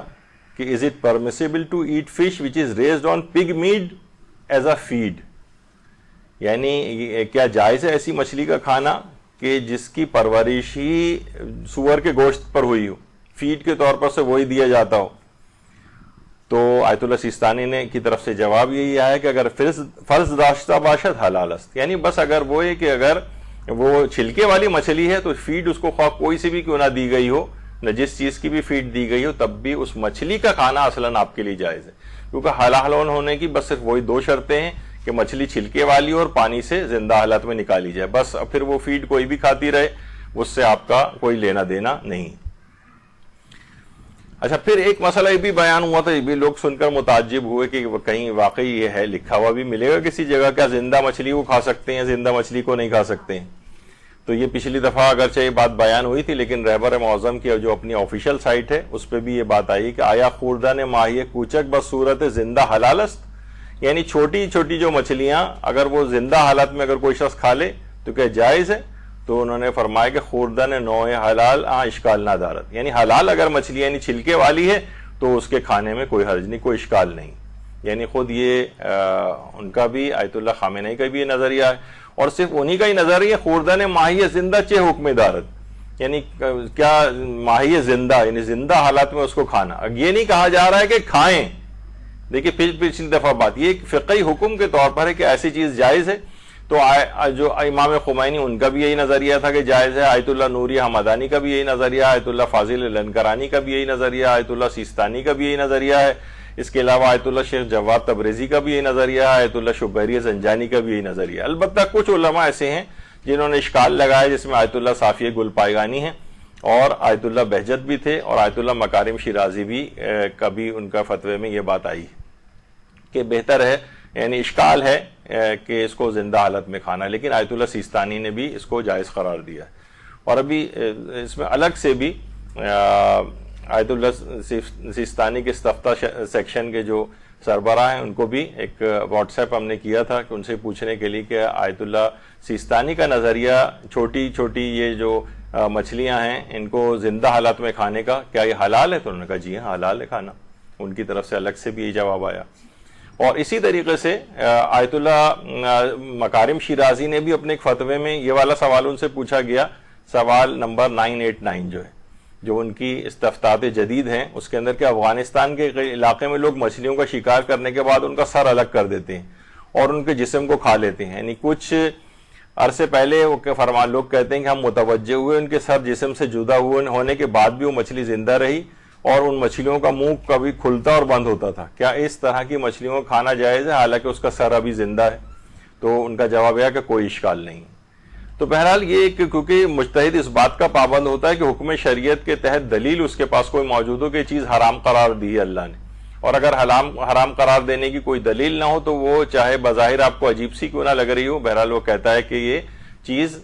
جائز ہے، یعنی اس کے حرام ہونے کی کوئی ہمارے پاس دلیل نہیں ہے. لیکن ظاہر ہے کہ آپ ویسے ہی احتیاط کرنا چاہیں اور آپ کو حفظان صحت کے مطابق نہ لگے تو ظاہر ہے کہ پھر آپ اپنے اس کے مطابق عمل کریں، لیکن اصلاً فقہی حکم یہ نہیں ہے. میں نے صرف اس وجہ سے یہ مختلف فتاوے دکھائے کہ لوگ ذرا حیران پریشان تھے کہ اس طرح کا فتویٰ کس طرح سے ممکن ہے. اچھا، اب آ جائیے حرام مچھلیوں کے پیشاب اور پخانے کا فقہی حکم کیا ہے. کیونکہ دیکھیے مچھلیوں کے سبھی احکام بیان کر رہے ہیں تو ایک دفعہ آپ نے تھوڑا ٹائم لگا کے اگر سن لیں، بہت سے لوگوں کو یہ ہو جاتا ہے کہ یہ گویا ایک لحاظ، یہ سب فقہی احکام ہیں، کتابوں کے اندر موجود ہیں، احادیث سے استنباط شدہ ہیں کہ جو حرام مچھلیاں ہیں. اچھا دیکھیے، حلال جتنے بھی جانور ہیں ان سب کا پیشاب و پخانہ نجس نہیں ہوتا، پاک ہوتا ہے. لیکن جو حرام مچھلیاں ہیں تو حرام مچھلیاں کیونکہ خون جہندہ نہیں رکھتی، یعنی ان کو اگر ذبح کیا جائے تو ان کا خون اچھل کر نہیں نکلتا ہے، تو اس لحاظ سے ان کا جو خون غیر جہندہ والے جو حیوان ہوتے ہیں، جو وہ حرام گوشتی کیوں نہ ہو، تو ان کا پیشاب و پخانہ نجس نہیں۔ مثلا کوئی مکھی یا مچھر آ کے کپڑوں کے اوپر بیٹھ جائے اور ایک ڈاٹ سا ایک نشان آپ کو ہو کہ اچھا یہ تو اس کا فضلہ ہے مثلا مکھی کا، اس کو اگر وہ کپڑوں پہ لگا بھی ہے تو آپ اس کے ساتھ نماز پڑھ سکتی ہیں، کیونکہ ویسے کوئی اس کے اندر کیونکہ حرام گوشت جانور تو ہے وہ، اسی طریقے سے یہ مچھلیاں جو کہ بغیر چھلکے کی ہیں حرام گوشت تو ہیں، لیکن یہ کیونکہ خون غیر جہندہ نہیں رکھتی ہیں، اس وجہ سے ان کا پیشاب و پخانہ اگر کپڑوں کے اوپر کہیں لگ جائے، یا مثلا ایکویریم وغیرہ ہے اس کے اندر آپ نے اسی کے اندر ہو رہا ہے، آپ نے کوئی صفائی وغیرہ کر رہی ہیں اور وہ آپ کے جسم میں کپڑوں کے اوپر وہ پانی لگ گیا، تو وہ پانی بھی پاک ہوتا ہے اور وہ آپ کے کپڑا وغیرہ بھی وہ بھی نجس نہیں ہوگا۔ تو اس لحاظ سے یہ ایک مسئلہ ہوا۔ اچھا، مچھلیوں کے مردار کی نجاست کا فقہ حکم کیا ہے؟ یعنی مچھلی اگر پانی میں ہی مر گئی اور مری ہوئی مچھلی ہے، وہ کھانا تو جائز نہیں ہے وہ مری مچھلی کا، تو مچھلیوں کے جو مردار کی جو نجاست ہے، کیونکہ مچھلیاں جو ہیں یہ وہی ہے کہ خون غیر جہندہ رکھتی ہیں، یعنی اگر ذبح کریں تو ان کا خون اچھل کر نہیں نکلتا ہے، تو بہرحال مچھلیوں کا جو مردار ہے وہ نجس نہیں ہوتا ہے، یعنی مری ہوئی مچھلی کہیں پڑی ہے اس پہ آپ ہاتھ لگا لیں آپ کا ہاتھ نجس نہیں ہوگا۔ اور اس کا ایک بہت زیادہ فائدہ بھی آگے چل کر آئے گا کہ جب وہ حرام مچھلی جس کے اندر تلی جاتی ہے اس تیل والا ایک مسئلہ آئے گا، تو اس میں بھی یہی والا مسئلہ آتا ہے کہ مچھلیوں کا جو مردار ہے وہ اصلا نجس نہیں۔ اچھا، شکار کی ہوئی مچھلی کے پیٹ سے اگر کوئی مردہ مچھلی نکل آئے، یعنی وہ جو مچھلی ہے وہ تو ہم نے زندہ پکڑی ہے لیکن اس کے پیٹ میں سے مثلا کوئی مردہ مچھلی نکل آئے، تو مردہ مچھلی کا کھانا وہ تو آپ نے سن لیا کہ یہ جائز نہیں، چاہے وہ شکار کی ہوئی جو مچھلی تھی اس کے پیٹ سے جو نکلی ہے وہ مردہ مچھلی نکلی ہے، لیکن وہ اصلاً زندہ تھی جس کا آپ نے شکار کیا تھا، تو زندہ مچھلی جو باہر پانی سے آئی ہے اور باہر آ کر مری ہے اس کا تو کھانا جائز ہے، لیکن اس مردہ مچھلی کا کھانا جائز نہیں ہے جو کہ اس کے پیٹ سے نکلی ہے۔ اچھا، اسی طرح سے بغیر چھلکی کی مچھلی غیر شیعہ افراد کو بیچنا، یہ پچھلی دفعہ بھی یہ بات بیان ہوئی تھی کہ بغیر چھلکی کی مچھلی شیعہ افراد کو بیچی جا سکتی ہے، البتہ اس میں رہبر معظم کا تھوڑا اختلاف ہے، وہ اس دفعہ بیان کرنا تھا۔ وہ یہ فرماتے ہیں کہ بغیر چھلکی کی مچھلی غیر شیعہ افراد کو بیچنا بھی جائز نہیں ان کے فتوے میں،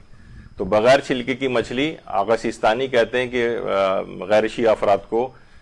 بیچ سکتے ہیں، اور شیعہ حضرات ہیں تو وہ ان کو بھی اس لحاظ سے بیچی جا سکتی ہے اگر وہ کھانے کے لیے نہ لے جا رہا ہو،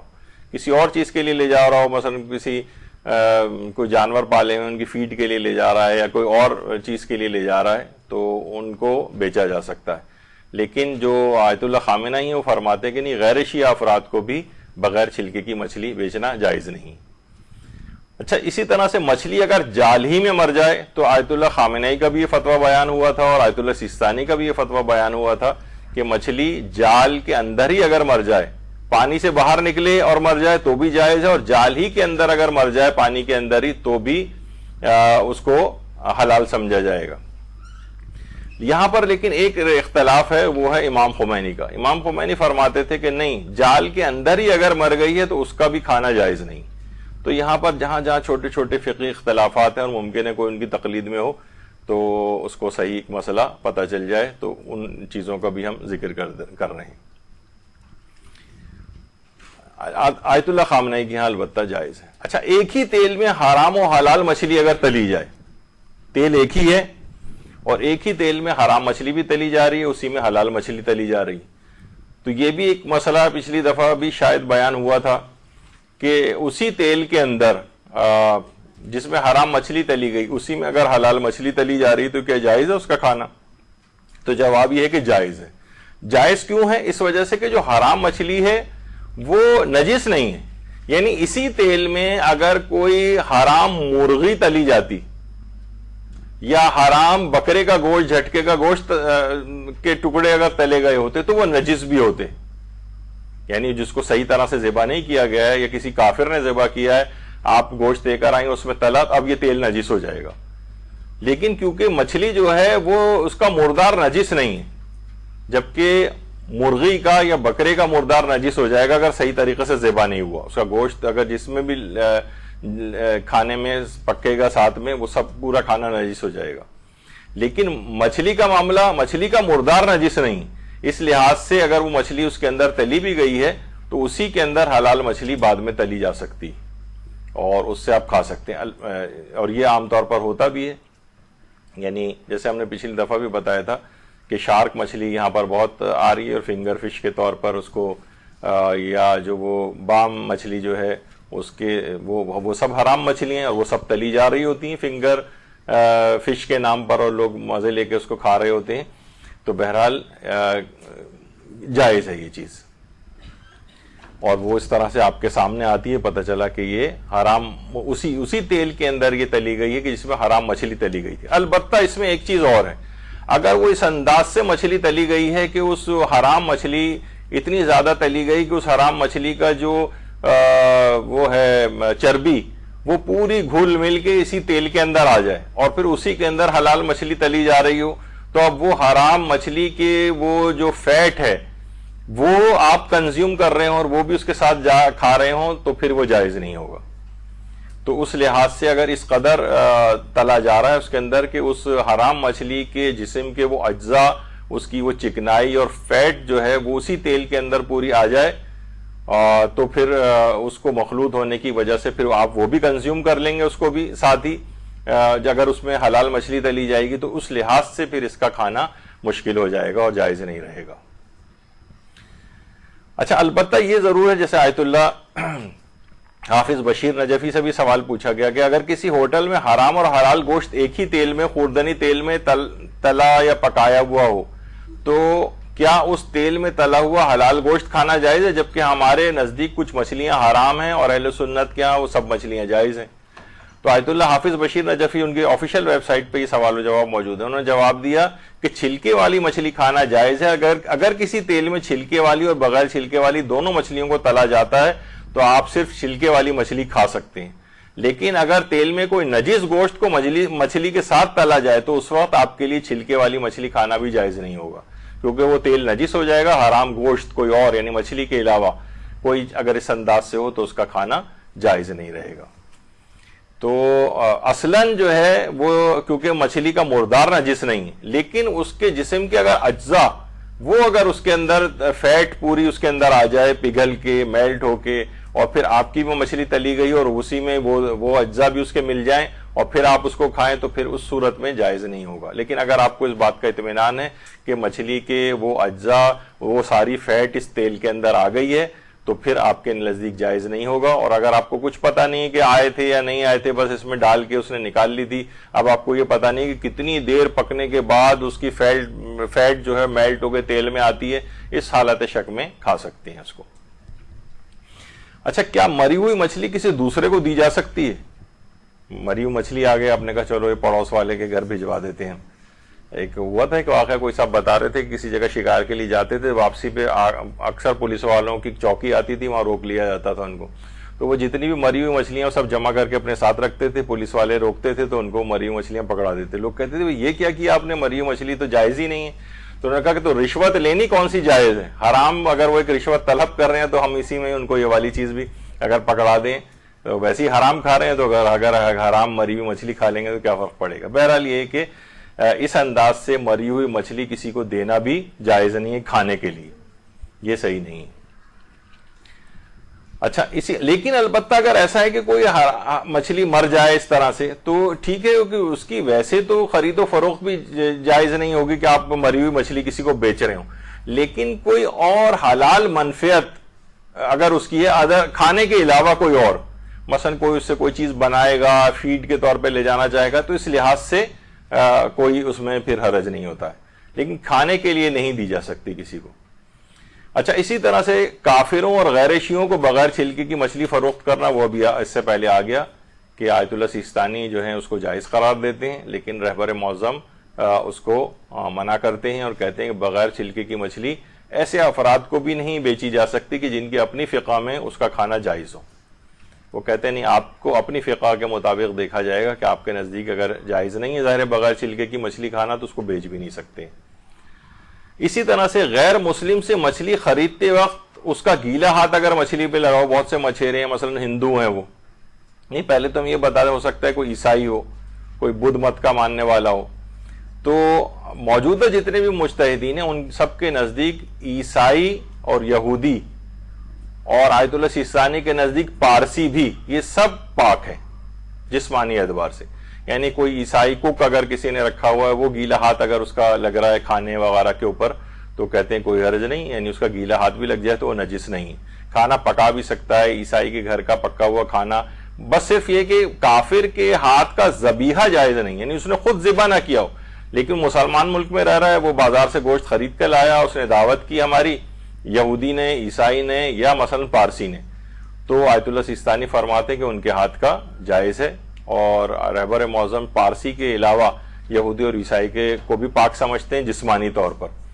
تو غیر مسلم سے مچھلی خریدتے ہو تو اس کا اگر گیلا ہاتھ لگائے تو اچھا، اب یا مچھلی گیلی ہے یا اس کا اپنا ہاتھ گیلا ہے، یعنی درمیان میں کوئی بھی تری اور نمی اگر پائی جاتی ہے تو اگر وہ ہندو ہے، بدھ مت ہے یا کسی بھی مذہب کا ماننے والا نہیں ہے تو ظاہر مچھلی نجس ہو جائے گی. تو اس کو شرعی طریقے سے پاک کر کے پھر اس کو کھا سکتے ہیں. لیکن عیسائی یہودی وہ پاک ہیں، وہ اگر ان کا گیلا ہاتھ لگ بھی جائے،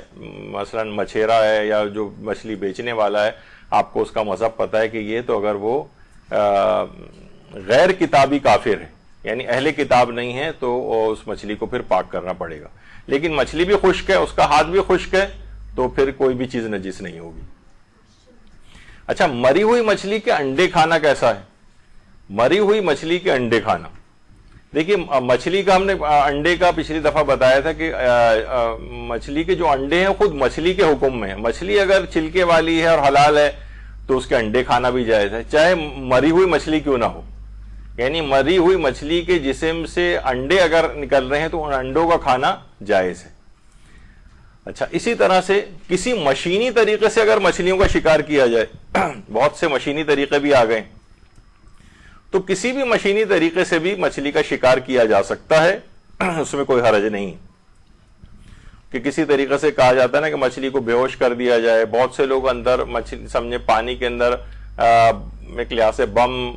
ڈال کے پھاڑ دیتے ہیں اس کو، ساری مچھلیاں یا تو بالکل ہی سن ہو جاتی ہیں یا پھر یہ کہ اس میں اکثر مر جاتی ہیں. لوگ وہ تو فقہی احکام کا خیال نہیں کرتے، بس پانی کے اندر ہی مچھلیوں کو مارا اور ان سب کو پکڑ کے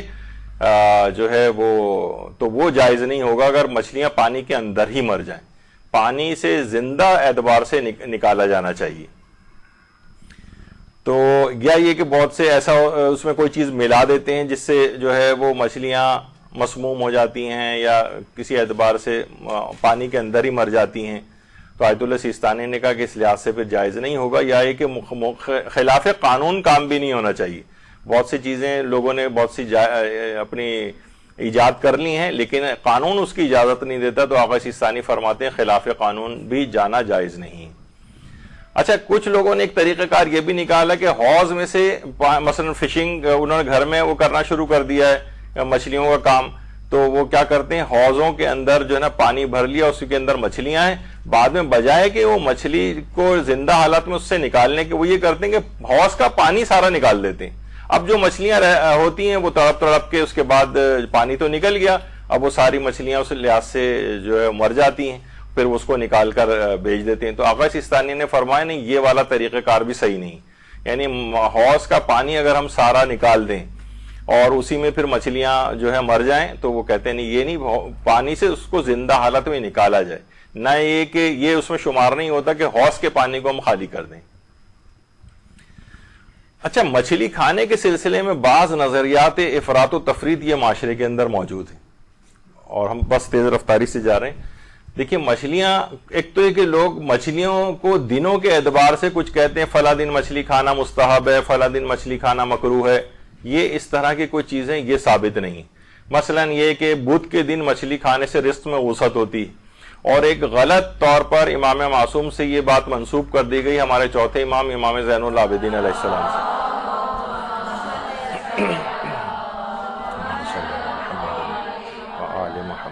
کہ بدھ کے دن مچھلی کھانے سے رزق میں وسعت ہوتی. ایسی کوئی حدیث اس انداز کی موجود نہیں ہے، یا موجود بھی ہو بالفرض تو وہ نہ ثابت نہیں کہ بدھ کسی بھی دن مچھلی کھانے کا کوئی ایسا استحباب یا اس انداز سے لوگوں کے ایکسپیرینسز ہو سکتے ہیں، لیکن بہرحال امام معصوم سے اس کو منسوب نہیں کرنا چاہیے۔ اچھا، اسی طرح سے رات کو مچھلی کھانے کی ممانعت کے سلسلے میں اس میں روایات آئی کہ رات کے وقت مچھلی نہ کھائی جائے، رات کے وقت، اور اگر کھائی بھی جائے تو اس کے بعد کھجور یا شہد کھا لیا جائے۔ یہ روایتوں میں آیا، اکثر یہ آپ نے دیکھتی بھی ہوں گی کہ جو شخص چھٹے امام سے ہے یا ایک روایت میں امیر المومنین علیہ السلام سے بھی غالباً ہے، اللہم صلی علی محمد وعلی محمد، کہ جو شخص رات کو سوئے جبکہ اس کے پیٹ میں مچھلی ہو، یعنی اس نے مچھلی کا گوشت کھایا اور اس نے مچھلی کے بعد کھجور یا شہد نہ کھایا ہو، تو صبح تک اس کی فالج والی رگ پھڑکتی رہتی ہے، یعنی بہت ممکن ہے کہ اس کو فالج نہ ہو جائے کہیں۔ تو بہرحال یہ اگرچہ سند کے اعتبار سے اتنی زیادہ ثابت شدہ نہیں ہے، لیکن بہرحال احتیاط کرنے میں کیا حرج ہے؟ یعنی بہت ساری چیزیں ایسی ہیں کہ جو سند کے اعتبار سے ثابت نہیں ہیں، لیکن یہ کہ بہرحال اگر کوئی اس میں احتیاط کرنا چاہے اور رات کو اگر سوتے وقت اس نے مچھلی کھائی بھی ہے تو اس کے بعد کچھ نہ کچھ کھجور یا شہد وغیرہ کھا لے، تاکہ یہ والا خطرہ اگرچہ ممکن، اگرچہ یہ ثابت نہیں ہے، لیکن پھر بھی ایک امکان پایا جا سکتا ہے کہ ممکن ہے کہ اس کا اس قسم کے نتائج نکلے کوئی، تو اس سے بچا جا سکتا ہے۔ اچھا، مچھلی کو روٹی کے ساتھ کھائیں یا بغیر اس کے؟ اچھا، یہ البتہ ہمارے ساتویں امام موسیٰ کاظم علیہ الصلوۃ والسلام، اللہم صلی علی محمد،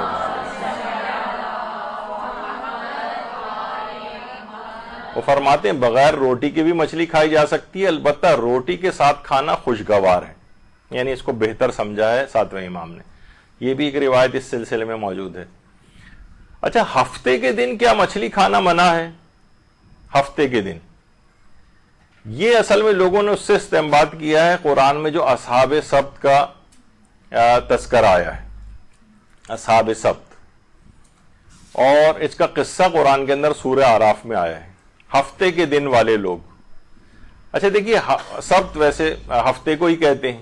لیکن یہودیوں میں بنی اسرائیل کے اندر یہ تھا کہ ہفتے سبت کہتے ہیں عبرانی زبان میں ہاتھ اٹھا لینا، یعنی اس دن وہ لوگ کوئی کام نہیں کرتے تھے، ہفتے کے دن کوئی کام نہیں ہوتا تھا، تو اس دن وہ لوگ بالکل ایسی فارغ رہتے تھے، اس وجہ سے اس دن کام سے ہاتھ ہٹا لیتے تھے۔ تو اللہ کی طرف سے حکم آیا کہ اتوار کے روز شکار کرنا منع ہے۔ تو بنی اسرائیل کے لوگ تو 80,000 کی ان کی تعداد تھی، اور آج بھی جو مقبوضہ فلسطین ہے، یعنی وہ اسرائیل والا علاقہ، اس میں ایلات کا جو شہر ہے وہاں پر یہ والا عذاب آیا تھا، اصحاب سبت کا قصہ جو قرآن میں آیا ہے، کہ اللہ نے منع کر دیا کہ بھئی آپ کو مچھلی کا شکار نہیں کرنا اتوار کے روز۔ تو انہوں نے کیا کیا، اللہ میاں سے چالاکی کی اور دریا کے کنارے پر ہی بہت بڑے بڑے حوض کھود دیے۔ اب جب لہریں آتی تھیں تو مچھلیاں ان گڑھوں کے اندر آ کر پھنس جاتی تھیں۔ یہ لوگ اس دن شکار نہیں کرتے تھے، ہفتے کے دن یہ کام کر لیتے تھے وہ، اور اس کے بعد جب ہفتے کا دن گزر جاتا تھا تو اتوار کے روز، ہفتے کی ممانعت آئی، اتوار کے روز جو ہے وہ جا کر اور اس میں سے مچھلیاں نکال لیتے تھے اور کہتے تھے ہم نے اس دن تو شکار نہیں کیا نا۔ تو اللہ میاں کے ساتھ یہ چالاکی ان لوگوں نے کرنے کی کوشش کی۔ آج بھی ہو سکتا ہے کہ مختلف ہیلے بہانے، جو غیر مشروع ہیلے بہانے جن کی شریعت نے اجازت نہیں دی، بہت سے لوگ اسی طرح سے کر کے اس میں اپنا کام نکالتے ہوں۔ اچھا، اس کے اندر بھی پھر اس قوم پہ عذاب آیا، اور اس عذاب کے نتیجے میں وہ قوم جو ہے وہ ہلاک ہوئی۔ البتہ آیت اللہ سید محمد حسین طباطبائی نے تفسیر المیزان میں لکھا ہے کہ کچھ افراد اس کے اندر یا بہرحال ایسے تھے کہ ان کے اوپر جب عذاب آیا تو قرآن کے اندر اس کا آیا کہ کونوا قردۃ خاسئین، تم لوگ ذلیل بندر بن جاؤ۔ تو وہ پوری کی پوری قوم جنہوں نے اس انداز سے مچھلیوں کو کیا تھا، وہ سب کے سب بندر کی شکلوں کے اندر تبدیل ہو گئے۔ قرآن کی آیات اس سلسلے میں آئیں۔ اس پہ بھی آیت اللہ سید محمد حسین طباطبائی نے تفسیر المیزان میں لکھا ہے کہ اس میں البتہ پوری قوم کے اوپر تو عذاب آیا تھا، 80,000 کی تعداد تھی، لیکن اس کے اندر وہ افراد پھر بھی بچ گئے تھے کہ جنہوں نے امر بالمعروف و نہی عن المنکر کیا تھا اور ان لوگوں کو روکا تھا کہ دیکھو یہ اللہ کا حکم ہے، اس طرح سے چالاکی اللہ کے حکم کے ساتھ نہ کرو اور یہ نقصان دہ ثابت ہوگا۔ وہ افراد بچ گئے، باقی پوری قوم ذلیل بندروں کے اندر تبدیل ہو گئی۔ تو بہرحال یہ ایک چیز ہوئی کہ لوگ کہتے ہیں ہفتے کے روز مچھلی کا کھانا جائز نہیں، لیکن یہ صرف اس زمانے کے لحاظ سے یہ حکم تھا خالی، اور اب یہ والا حکم موجود نہیں ہے۔ اور یہ صرف اس قوم کے لیے تھا، تو لوگوں نے کہا کہ جب اس میں منع قرار دیا تو ہفتے کے دن ہمارے لیے بھی منع ہونا چاہیے، تو ایسا کوئی حکم موجود نہیں ہے۔ پھر دوسرا ایک سوال یہ بھی آغا سیستانی سے کیا گیا کہ بہت سے لوگ محرم کے مہینے میں مچھلی نہیں کھاتے، تو کیا یہ بات صحیح ہے کہ محرم کے مہینے میں مچھلی نہیں کھانی چاہیے؟ تو ان کا جواب ہے لا یصح، یہ بات صحیح نہیں۔ ہاں البتہ یہ ضرور ہے کہ بہت سے علاقے ایسے ہیں کہ جہاں پر کلچرل ایک فرق ہو جاتا ہے، یعنی مثلا کڑھاؤ کے اندر کوئی چیز تلا جانا وہاں پر خوشی کی ایک علامت سمجھا جاتا ہے، یا بے فکری کی علامات اور کوئی اظہار رنج و غم کے منافی سمجھا جاتا ہے، تو اس لحاظ سے پھر ان جگہوں پہ احتیاط کر لی جائے۔ یعنی عرف کے اندر اگر مظاہر حزن و غم کے منافی سمجھا جا رہا ہے اس کو، ایک وقت یعنی ابھی اس کے اندر بھی یہ بات آتی ہے کہ مثلا آغا سیستانی سے آپ پوچھیں کہ اس دن عاشورے کے روز مصافحہ کرنا کیسا ہے، تو ان کا جواب آئے گا کہ جائز ہے، یا اس دن سلام کرنا یا سلام کا جواب دینا تو واجب ہے۔ یہاں اگر آپ اس دن کسی نے سلام کر لیا اور اپنے جواب دے دیا تو جواب دینے کو بھی لوگ معیوب سمجھتے ہیں، تو یہاں پر یہ بات نہیں چلے گی کہ جواب دینا یہ واجبات کا مسئلہ ہے، یہ کلچرل مسئلہ نہیں ہے۔ یا سلام کرنا خود بھی ایک مستحب ہے حکم اسلامی کے اعتبار سے۔ البتہ کچھ علماء ہیں ہمارے جو کہتے ہیں کہ اگر مظاہر حزن و غم کے منافی سمجھا جا رہا ہے تو اس دن سلام نہ کریں عاشورے میں، لیکن آغا سیستانی اس کے بھی قائل نہیں ہیں۔ وہ کہتے ہیں اگر کوئی شخص کر لیتا ہے تو کیونکہ یہ کوئی کلچرل ایک وہ نہیں ہے، یہ سلام کرنا ایک اسلامی حکم ہے اور اس کی کسی بھی دن ممانعت نہیں ہے، کسی بھی دن ممانعت نہیں، اور سلام کا جواب دینا تو واجب ہے۔ مصافحہ کا اگر کوئی کرنا چاہ رہا ہے تو مصافحہ بھی کر سکتے ہیں آپ۔ اچھا سلام سلامتی کی ایک دعا ہے، اگر اس لحاظ سے کوئی کہے کہ بھائی سلام کرنا جائز نہیں، یعنی جو اتنا غم و حزن کا دن تھا عاشورے کا روز، اس دن ہر شہید جب گھوڑے سے نیچے گرتا تھا تو کہتا تھا السلام علیکہ یا ابا عبداللہ الحسین، وہ بھی سلام کرتا تھا۔ تو یہ کیسے ممکن ہے کہ یعنی لیکن بہرحال اگر کسی جگہ ایسا ہے تو ٹھیک ہے، اس دن اگرچہ آغا سیستانی اس کو نہیں مانتے، لیکن بہت ہوا تو یہی ہوگا نا کہ آپ کو اس کا ثواب نہیں ملے گا یا لوگوں میں ذرا معیوب نہیں ہوگا، لیکن اگر کسی نے سلام کر لیا ہے تو آپ کو جواب دینا واجب ہے، پھر یہ کوئی کلچرل مسئلہ نہیں ہوگا۔ تو یہ جو مچھلی کا ہے کہ ایام محرم میں مچھلی نہ کھائی جائے، تو یہ اب یہاں کے لحاظ سے یہاں اس کے منافی بھی نہیں سمجھا جا رہا ہے۔ ممکن ہے کچھ علاقے ایسے ہوں کہ جہاں پر منافی سمجھا جاتا ہو حزن و غم کے، تو صرف وہاں پر چاہیں تو احتیاط کر لیں، لیکن شرعی حکم بہرحال یہی ہے کہ یہ بات صحیح نہیں ہے کہ محرم کے مہینے میں مچھلی نہیں کھانی چاہیے۔ یہ کلچرل ایشوز ہیں، ان کو اسی طور پر ہی ڈیل کریں، اسلامی حکم بہرحال نہیں۔ مچھلی کے ساتھ دودھ کا استعمال کرنا یا دہی کا استعمال کرنا، یہ کیسا ہے؟ اچھا اب دیکھیے بہت سی چیزیں ایسی ہیں کہ مثلا لوگ کہتے ہیں کہ بھئی ان دونوں چیزوں کو کبھی بھی آپس میں استعمال نہیں کرنا چاہیے، مچھلی کو اور دودھ کو، یا مثلا دہی وغیرہ کو۔ بہت سے لوگ تو یہاں تک دعویٰ کرتے ہیں کہ جناب اس کا نتیجہ ہی نکلتا ہے کہ برس کا مرض ہو جاتا ہے۔ کوئی سائنٹیفک ایویڈنس ایسی نہیں ہے کہ جس کے تحت ہم یہ کہیں کہ اس کو کھانے کے بعد اگر مچھلی کو اور اگر ہم نے دودھ کا استعمال ساتھ میں کیا تو یہ جناب برس کا مرض ہو جائے گا۔ ممکن ہے کہ اتفاقاً کسی زمانے میں ایسا ہو گیا ہو، کسی کو برس کا مرض ویٹیلیگو جو کہلاتا ہے، برس لیوکوڈرما پھل بیری بھی جس کو کہتے ہیں، تو وہ اگر اس طرح جو سفید سفید سے داغ اس کے اوپر ہو جاتے ہیں تو یہ ہو سکتا ہے کسی کے ایسا کہ کسی نے کھا لیا ہو دودھ کے ساتھ، مثلا مچھلی کو کھایا ہو اور اس کو خود ہی نکلنا ہی ہو ویٹیلیگو کچھ دنوں کے بعد، تو لوگوں نے کہا اچھا دیکھو تم نے دودھ کے ساتھ، خود سے لوگوں نے اس کی کوئی کوریلیشن آپس میں جو نکال لی ہو، لیکن ایسا کچھ بھی نہیں ہے، کوئی سائنٹیفک ایویڈنس ایسا نہیں ہے۔ ہزاروں لاکھوں کروڑوں لوگ کھا چکے ہیں اور کسی کو بھی جو ماہرین فن ہے آج تک کسی کو بھی اس سے چیز نوٹ نہیں کی گئی۔ اچھا اب مسئلہ یہ ہے کہ یہ بات آئی کہاں سے؟ لوگ کہتے ہیں حدیث میں یہ آیا ہے کہ لا تاکلوا السمک وتشربوا اللبن۔ اچھا اب دیکھیے مسئلہ کیا ہے کہ یہ جو ہے، یہ جو جملہ ہے یہ علم نحو جو سکھانے کے لیے علماء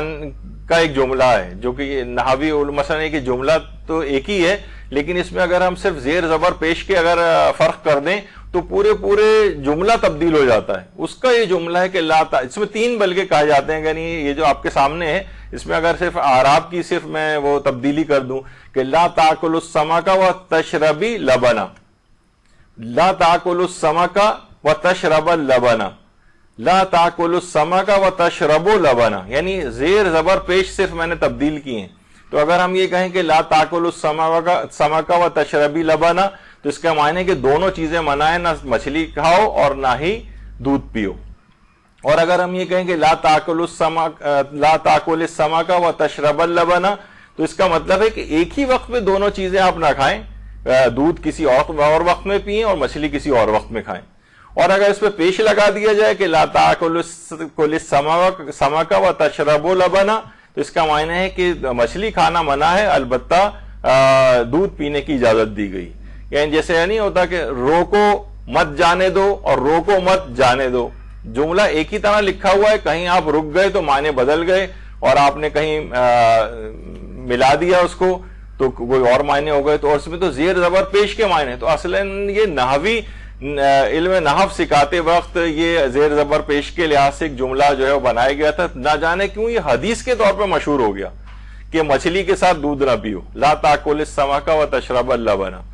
تو یہ اس کے اندر اس طرح کی جو ہے وہ چیزیں آتی ہیں، اگرچہ اس میں یہ کوئی حدیث ہے ہی نہیں اصلاً، اور نہ ہی یہ سائنٹیفکلی کسی بھی اعتبار سے کوئی پروون بات ہے. تو بہرحال کوئی خود سے احتیاط کرنا چاہے تو الگ ہے. اچھا، بہت زیادہ مچھلی کھانا کیسا ہے؟ ویسے تو سائنس تو یہ کہتی ہے، جیسے میں نے پچھلی دفعہ بتایا تھا کہ امریکن ہارٹ ایسوسی ایشن کہتی ہے کہ ہفتے میں 2 دن مچھلی کھائی جائے، اور اگر 4 دن کھائی جائے تو بہت ہی زیادہ فائدہ بتایا گیا. بہرحال روایات کے اندر زیادہ مچھلی کھانے کی ممانعت آئی، البتہ وہ روایات بہت زیادہ صنعت کے اعتبار سے اتنی قوی نہیں ہیں، لیکن بہرحال ممانعت آئی ہے. لیکن سائنس البتہ آج کل یہ کہہ رہی کہ نہیں، جتنی بھی مچھلی آپ کھائیں اس میں کوئی فرق نہیں. البتہ یہ ضرور ہے کہ دیکھیے لوگوں کے کچھ تجربات اور لوگوں کے کچھ وہ ہیں فوائد اور نقصانات جو لوگوں نے نوٹ کیے ہیں. تو ہمیشہ یہ تقاضا نہیں کرنا چاہیے کہ حدیث میں کیا ہے. بھائی لوگوں کے اپنے بھی تجربات ہیں، یعنی ان کو اگر کوئی چیز نقصان دہ پتہ چلی ہے تو اگر وہ اس کے مطابق عمل کر رہے ہیں تو ان کو کرنے دیجیے، کوئی فرق نہیں پڑتا اس سے. اچھا، وہ جو آپ سنتے ہیں کہ ایک گندی مچھلی سارے تالاب کو بھی گندا کر دیتی ہے، تو باسی مچھلی جو ہے یہ کیسے ہم اس کی پہچان کریں، کیونکہ یہ نقصان دہ ہوتی ہے. تو یہ دیکھ کے ہی صرف پہچان کا ایک طریقہ یہ بھی ہے کہ وہ مچھلی بالکل فریش مچھلی شمار ہوتی ہے جس کی آنکھیں بہت کلیئر اور فرم آئیز ہوں، اور بالکل اندر دھسی ہوئی اور سنکن آئیز جنہیں کہا جاتا ہے وہ اگر ہیں اور کلاؤڈی ٹائپ کی، تو یہ اس کا مطلب ہے کہ یہ باسی ہو چکی. اور بالکل فریش آنکھ اگر اس انداز سے کھلی ہوئی آپ کو نظر آ رہی ہے، کلیئر اور فرم، یہ پھر فریش مچھلی کی پہچان ہے. اور اسی طریقے سے یعنی اس کے ٹکڑے بھی جسم سے بڑے آسانی کے ساتھ الگ ہو رہے ہوتے ہیں. مچھلی کی جلد بہت چمکدار نہیں ہوتی باسی مچھلی کی، اس کے گل پھڑے بھی سیاہ ہوتے ہیں. اس کو اگر دبائیں مچھلی کے گوشت کو تو وہ واپس اپنی جگہ پر نہیں آتا، اس کا مطلب ہے کہ باسی. واپس اپنی جگہ پر آ جائے تو تازی. اور آنکھیں اندر دھسی ہوتی ہیں، اس کا ڈھانچہ گوشت سے علیحدہ نظر آتا ہے. پیٹ کو اگر کھولیں اور پیٹ کا اندرونی حصہ جو ہے بلیکش ٹائپ کا ہوا ہوتا ہے. یہ کچھ پہچان ہے ویسی، تاکہ آپ گھر میں کیونکہ مچھلی پکاتی ہیں تو آپ کے سامنے کبھی آ جائے تو آپ کو اندازہ ہو جائے گا کہ نہیں، یہ خراب مچھلی سے پھینک دینا چاہیے. یہ کہ حفظان صحت کے اعتبار سے ایک بات آ گئی. البتہ یہ ضرور ہے کہ دیکھیے مچھلی کے اندر کیوں اس کی تاکید ہم کر رہے تھے کہ ہفتے میں 4 دن کھائی جائے، کیونکہ اس کے اندر گڈ کولیسٹرول بہت ہوتا ہے، HDL جس کو کہتے ہیں، ہائی ڈینسٹی لیپو پروٹین. یہ ایک ویسی بات آ گئی کہ صحت کے متعلق بھی تو ہمیں اپنی پرواہ ہونی چاہیے نا. اور ایک بیڈ کولیسٹرول ہوتی ہے جسے LDL کہتے ہیں، لو ڈینسٹی لیپو پروٹینز. جتنی بھی HDL آپ کا بڑھے گا، بہت سے لوگ گھبرا جاتے ہیں کہ بھائی میرا HDL بہت بڑا ہوا ہے، یعنی ظاہر ہے آپ نے لپڈ پروفائل کرایا اس میں HDL بڑھا ہوا آیا. تو یہ اچھی کولیسٹرول ہے کہ جتنا بڑا ہوا ملے اتنا ہی اچھا ہے. کم سے کم اس کے اندر رینج آپ کو ملتی ہے کہ 40 کی رینج سے اوپر ہونا چاہیے. تو لوگ اچھا جتنا یہ کم ہوگا اتنا دل کے امراض میں مبتلا ہونے کا امکان زیادہ ہوتا ہے، جتنا HDL لو ہوتا ہے. جتنا HDL زیادہ ہوگا، یہ گڈ کولیسٹرول ہے، یہ اتنی فائدہ مند ہے. بلکہ 40 سے اوپر ہونا چاہیے. بلکہ ہمارے تو ایک پروفیسر بڑا اچھا جملہ کہتے تھے، وہ کہتے تھے کہ میں لکھ کے دینے کو تیار ہوں، مجھ سے آ کر سائن کروا کے لے جاؤ کہ تمہیں خاص قسم کے جو دل کے امراض ہیں جس میں چکنائی وغیرہ جم جاتی ہے وہ نہیں ہوگی اگر تم اپنا HDL بڑھاتے ہوئے 80 سے اوپر لے جاؤ. یعنی کسی کا اگر HDL 80 ہو جائے، یعنی وہ اپنا وزن کو کم کرنے سے، ایکسرسائز کرنے سے اور یہ فش وغیرہ کھانے سے یہ ایچ ڈی ایل بڑھتا ہے. یہ 80 سے اگر آپ اوپر لے جائیں تو بالکل اطمینان ہو جانا چاہیے کہ کچھ خاص قسم کے دل کے امراض کم سے کم آپ کو لاحق نہیں ہوں گے جس سے دل کے دورے وغیرہ پڑتے ہیں. تو ایچ ڈی ایل جو ہے، اور یہ ورنہ عام طور پہ کیا ہوتا ہے کہ ایل ڈی ایل جو بیڈ کولیسٹرول ہے وہ اس طرح سے یلو کلر کی فارم میں، جیسے کہ آپ کو یہ نظر آ رہا ہے کہ خون کی نالیوں میں جمتا چلا جاتا ہے دل کی، اور جب یہ بالکل نالی بند ہو جاتی ہے تو ظاہر خون گزرنے کی کوئی جگہ نہیں ہوتی اور دل کے دورے وغیرہ پڑ جاتے ہیں. تو ایچ ڈی ایل جو ہے یہ یہاں پر ڈپازٹ اس کو نہیں ہونے دیتا، ایل ڈی ایل کو ریموو بھی کرتے ہیں. یعنی جتنا ایچ ڈی ایل بڑھے گا اتنا ایل ڈی ایل نیچے جائے گا، اور جتنا آپ لو ایچ ڈی ایل کریں گی اتنا ہی جو بیڈ کولیسٹرول ہے وہ بڑھتی چلی جائے گی. تو یہ اس طرح کی چیز ہے جس کو دماغ میں رکھنا چاہیے کہ یہ جو ہے مچھلی کھانے سے یہ ہائی ڈینسٹی لیپوپروٹین جو ہے نا وہ بہت اس میں اضافہ ہوتا ہے، اور بہت ساری اس آلیو آئل کے اندر بھی ہوتا ہے، اور جو فیٹی فش ہے اس کے اندر ہوتا ہے، بینس میں ہوتا ہے، اور ہائی فائبر جو فروٹس ہیں اور ڈائٹ ہے ان کے اندر بھی ایچ ڈی ایل اس طرح سے ہوتا ہے. تو بہرحال دوائیں بھی کچھ ایچ ڈی ایل بڑھانے والی ہیں، لیکن کیا ضرورت ہے دوا کی طرف جانے کی جبکہ غذا کے ذریعے یہ سب چیزیں ہو جاتی ہیں. اچھا یہ تو ابھی آ گیا تھا ویل مچھلی والا کہ اچھا اب آ جائیے پانی کی اس میں مچھلیوں میں جھینگے کھانے کا فقہ حکم کیا ہے. تو یہ بھی ہے کہ جناب جھینگے یا جو شرمپس ہیں ان کو کھانے کی اجازت ہے، اور غیر شیعہ فقہوں میں بھی جھینگے کیونکہ اچھا غیر شیعہ فقہ جو کہتی ہیں کہ یہ مچھلی نہیں، وہ کہتے ہیں مچھلی تو کم سے کم ہونی چاہیے، وہ کہتے ہیں یہ مچھلی نہیں ہے تو لہٰذا بعض فقہ ایسی ہیں یا مکتب فکر ایسے ہیں جو کہ جھینگے عام طور پر نہیں کھاتے ہیں. وہ کہتے ہیں کیونکہ مچھلی نہیں ہے تو کیڑا ہے کوئی، حالانکہ چھلکے والی مچھلیوں میں جھینگے کا شمار ہوتا ہے. اور جھینگا حلال اسی وجہ سے کہ روایات میں نام لے کر بھی جھینگے کو حلال قرار دیا ہے اہل بیت کی روایات میں. درود بھیجیے محمد والے.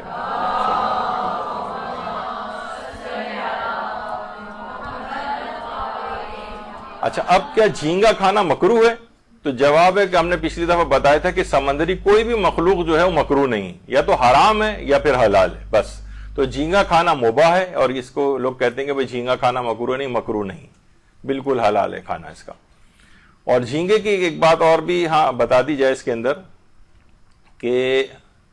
جھینگا جو ہے very rich source of protein ہے، اور اس کے اندر فیٹ بھی بہت زیادہ ہوتی ہے. تو بہرحال جھینگا کھانا یہ بھی بالکل حلال اور جائز ہے. البتہ لابسٹر کھانا یہ جائز نہیں. لابسٹر یعنی پرانس کھانا یہ ہمارے فقہا نے اس کو بالکل حلال قرار دیا ہے، لیکن لابسٹر یہ جائز نہیں ہے. اور اسی طریقے سے کریب کھانا یہ بھی جائز نہیں. کریب یعنی کیکڑا کھانا. اچھا کیکڑے کا سوپ بھی ہوتا ہے، تو کیکڑے کا سوپ اگر اس انداز کا ہے کہ اس میں ایک ذرہ بھی کیکڑے کا آپ کے حلق سے نیچے نہ اترے، تو صرف سوپ ہے، مثلا آپ نے چھان لیا اس کو، یا اس طرح سے ہے کہ کوئی بھی ذرات بھی اس کے آپ کے اندر نہ جا رہے ہوں، تو پھر کیونکہ دیکھیے خود کیکڑا جو ہے اگرچہ حرام گوشت تو ہے لیکن وہ نجس نہیں ہے. یعنی اگر وہ کیکڑے کو اس میں ڈال کے اس کا سوپ اگر بنایا جا رہا ہے تو سوپ پیا جا سکتا ہے، لیکن یہ کہ ذرات اس کے آپ کے اندر نہیں جانے چاہیے.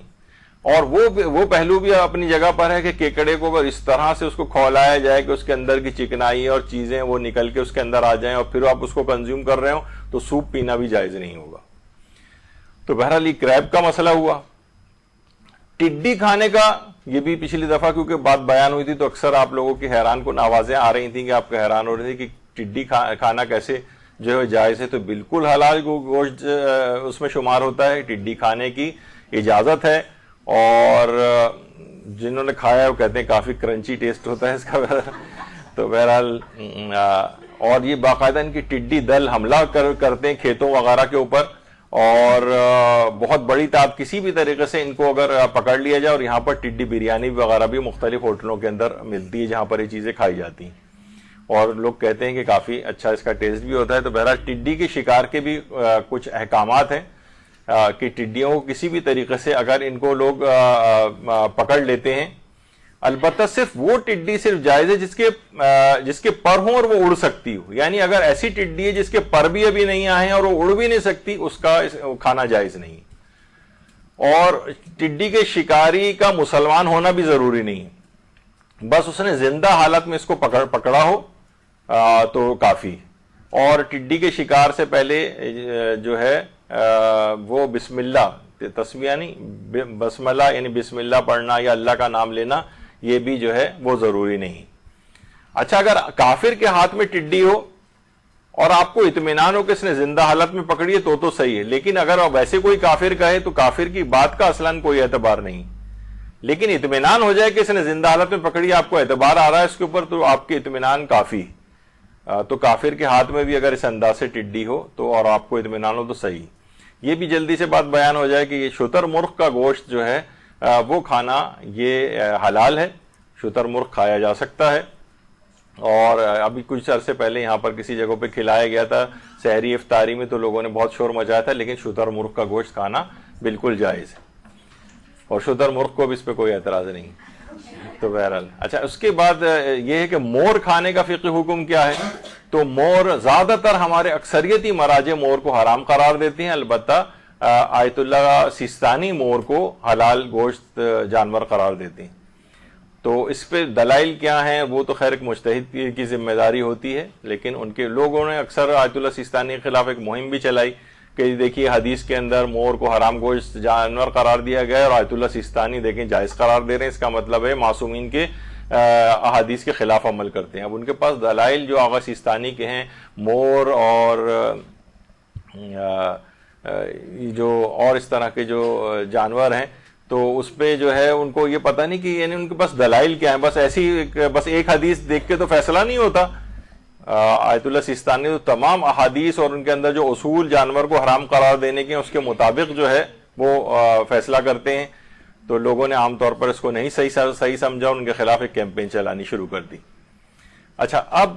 ایک چیز اور بھی ہے, بس یہ بھی کہ عام طور پر لوگوں یہ سمجھتے ہیں کہ مرغی کا انڈا کھانا جو ہے یہ مکروہ ہے, جبکہ ایسا کچھ بھی نہیں ہے. مرغی کا انڈا کھانا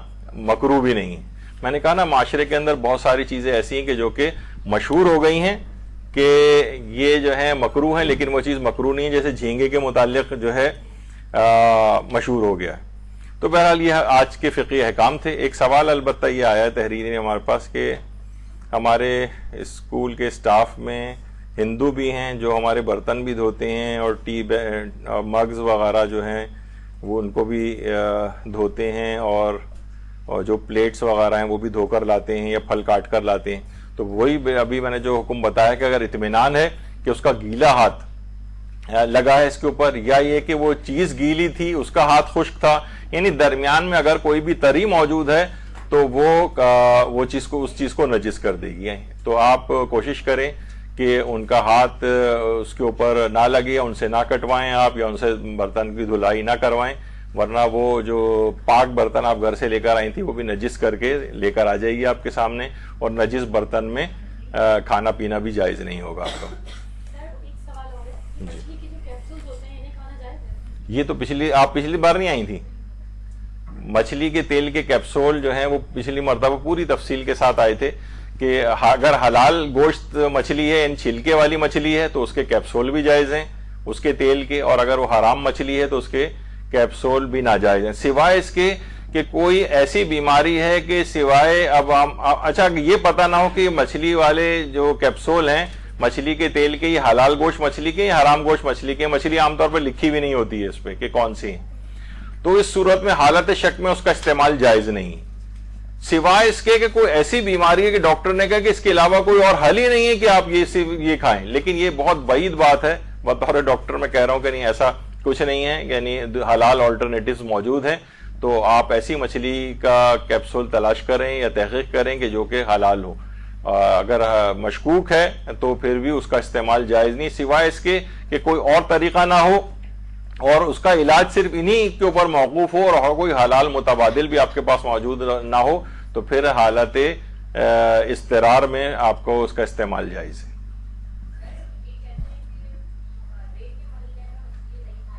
کون سے مہینے میں؟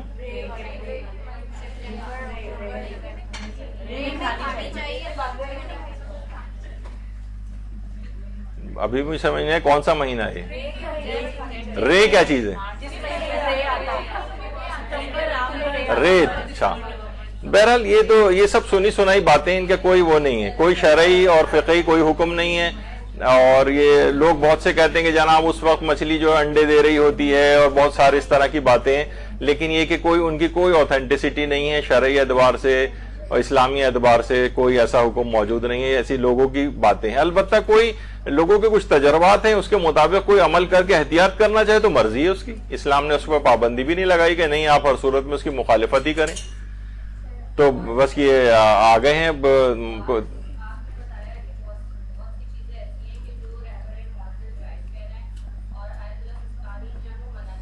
جی جی اپنی اپنی تقلید کے مطابق عمل کریں، بہت آسان ہے۔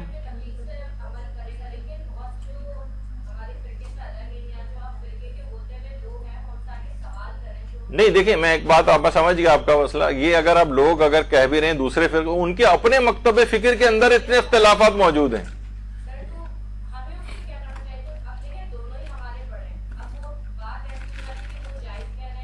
نہیں تو یہ باتیں ان کے اپنے مکتب، جو آپ کا معترض ہے نا، وہ اس کے اپنے مکتب فکر میں علمی اختلافات موجود ہیں، تو آپ تھوڑی سی معلومات اپنی بڑھائیں اور ان کو کہہ دیں کہ اب یہ بحری جو جانور ہیں ان کے ہاں کچھ کہتے ہیں صرف مچھلی جائز ہے، کچھ بعض فقہ ایسی ہیں کہ جو کہتی ہیں کہ تمام بحری جانور سب جائز ہیں، جس میں حرام مچھلیاں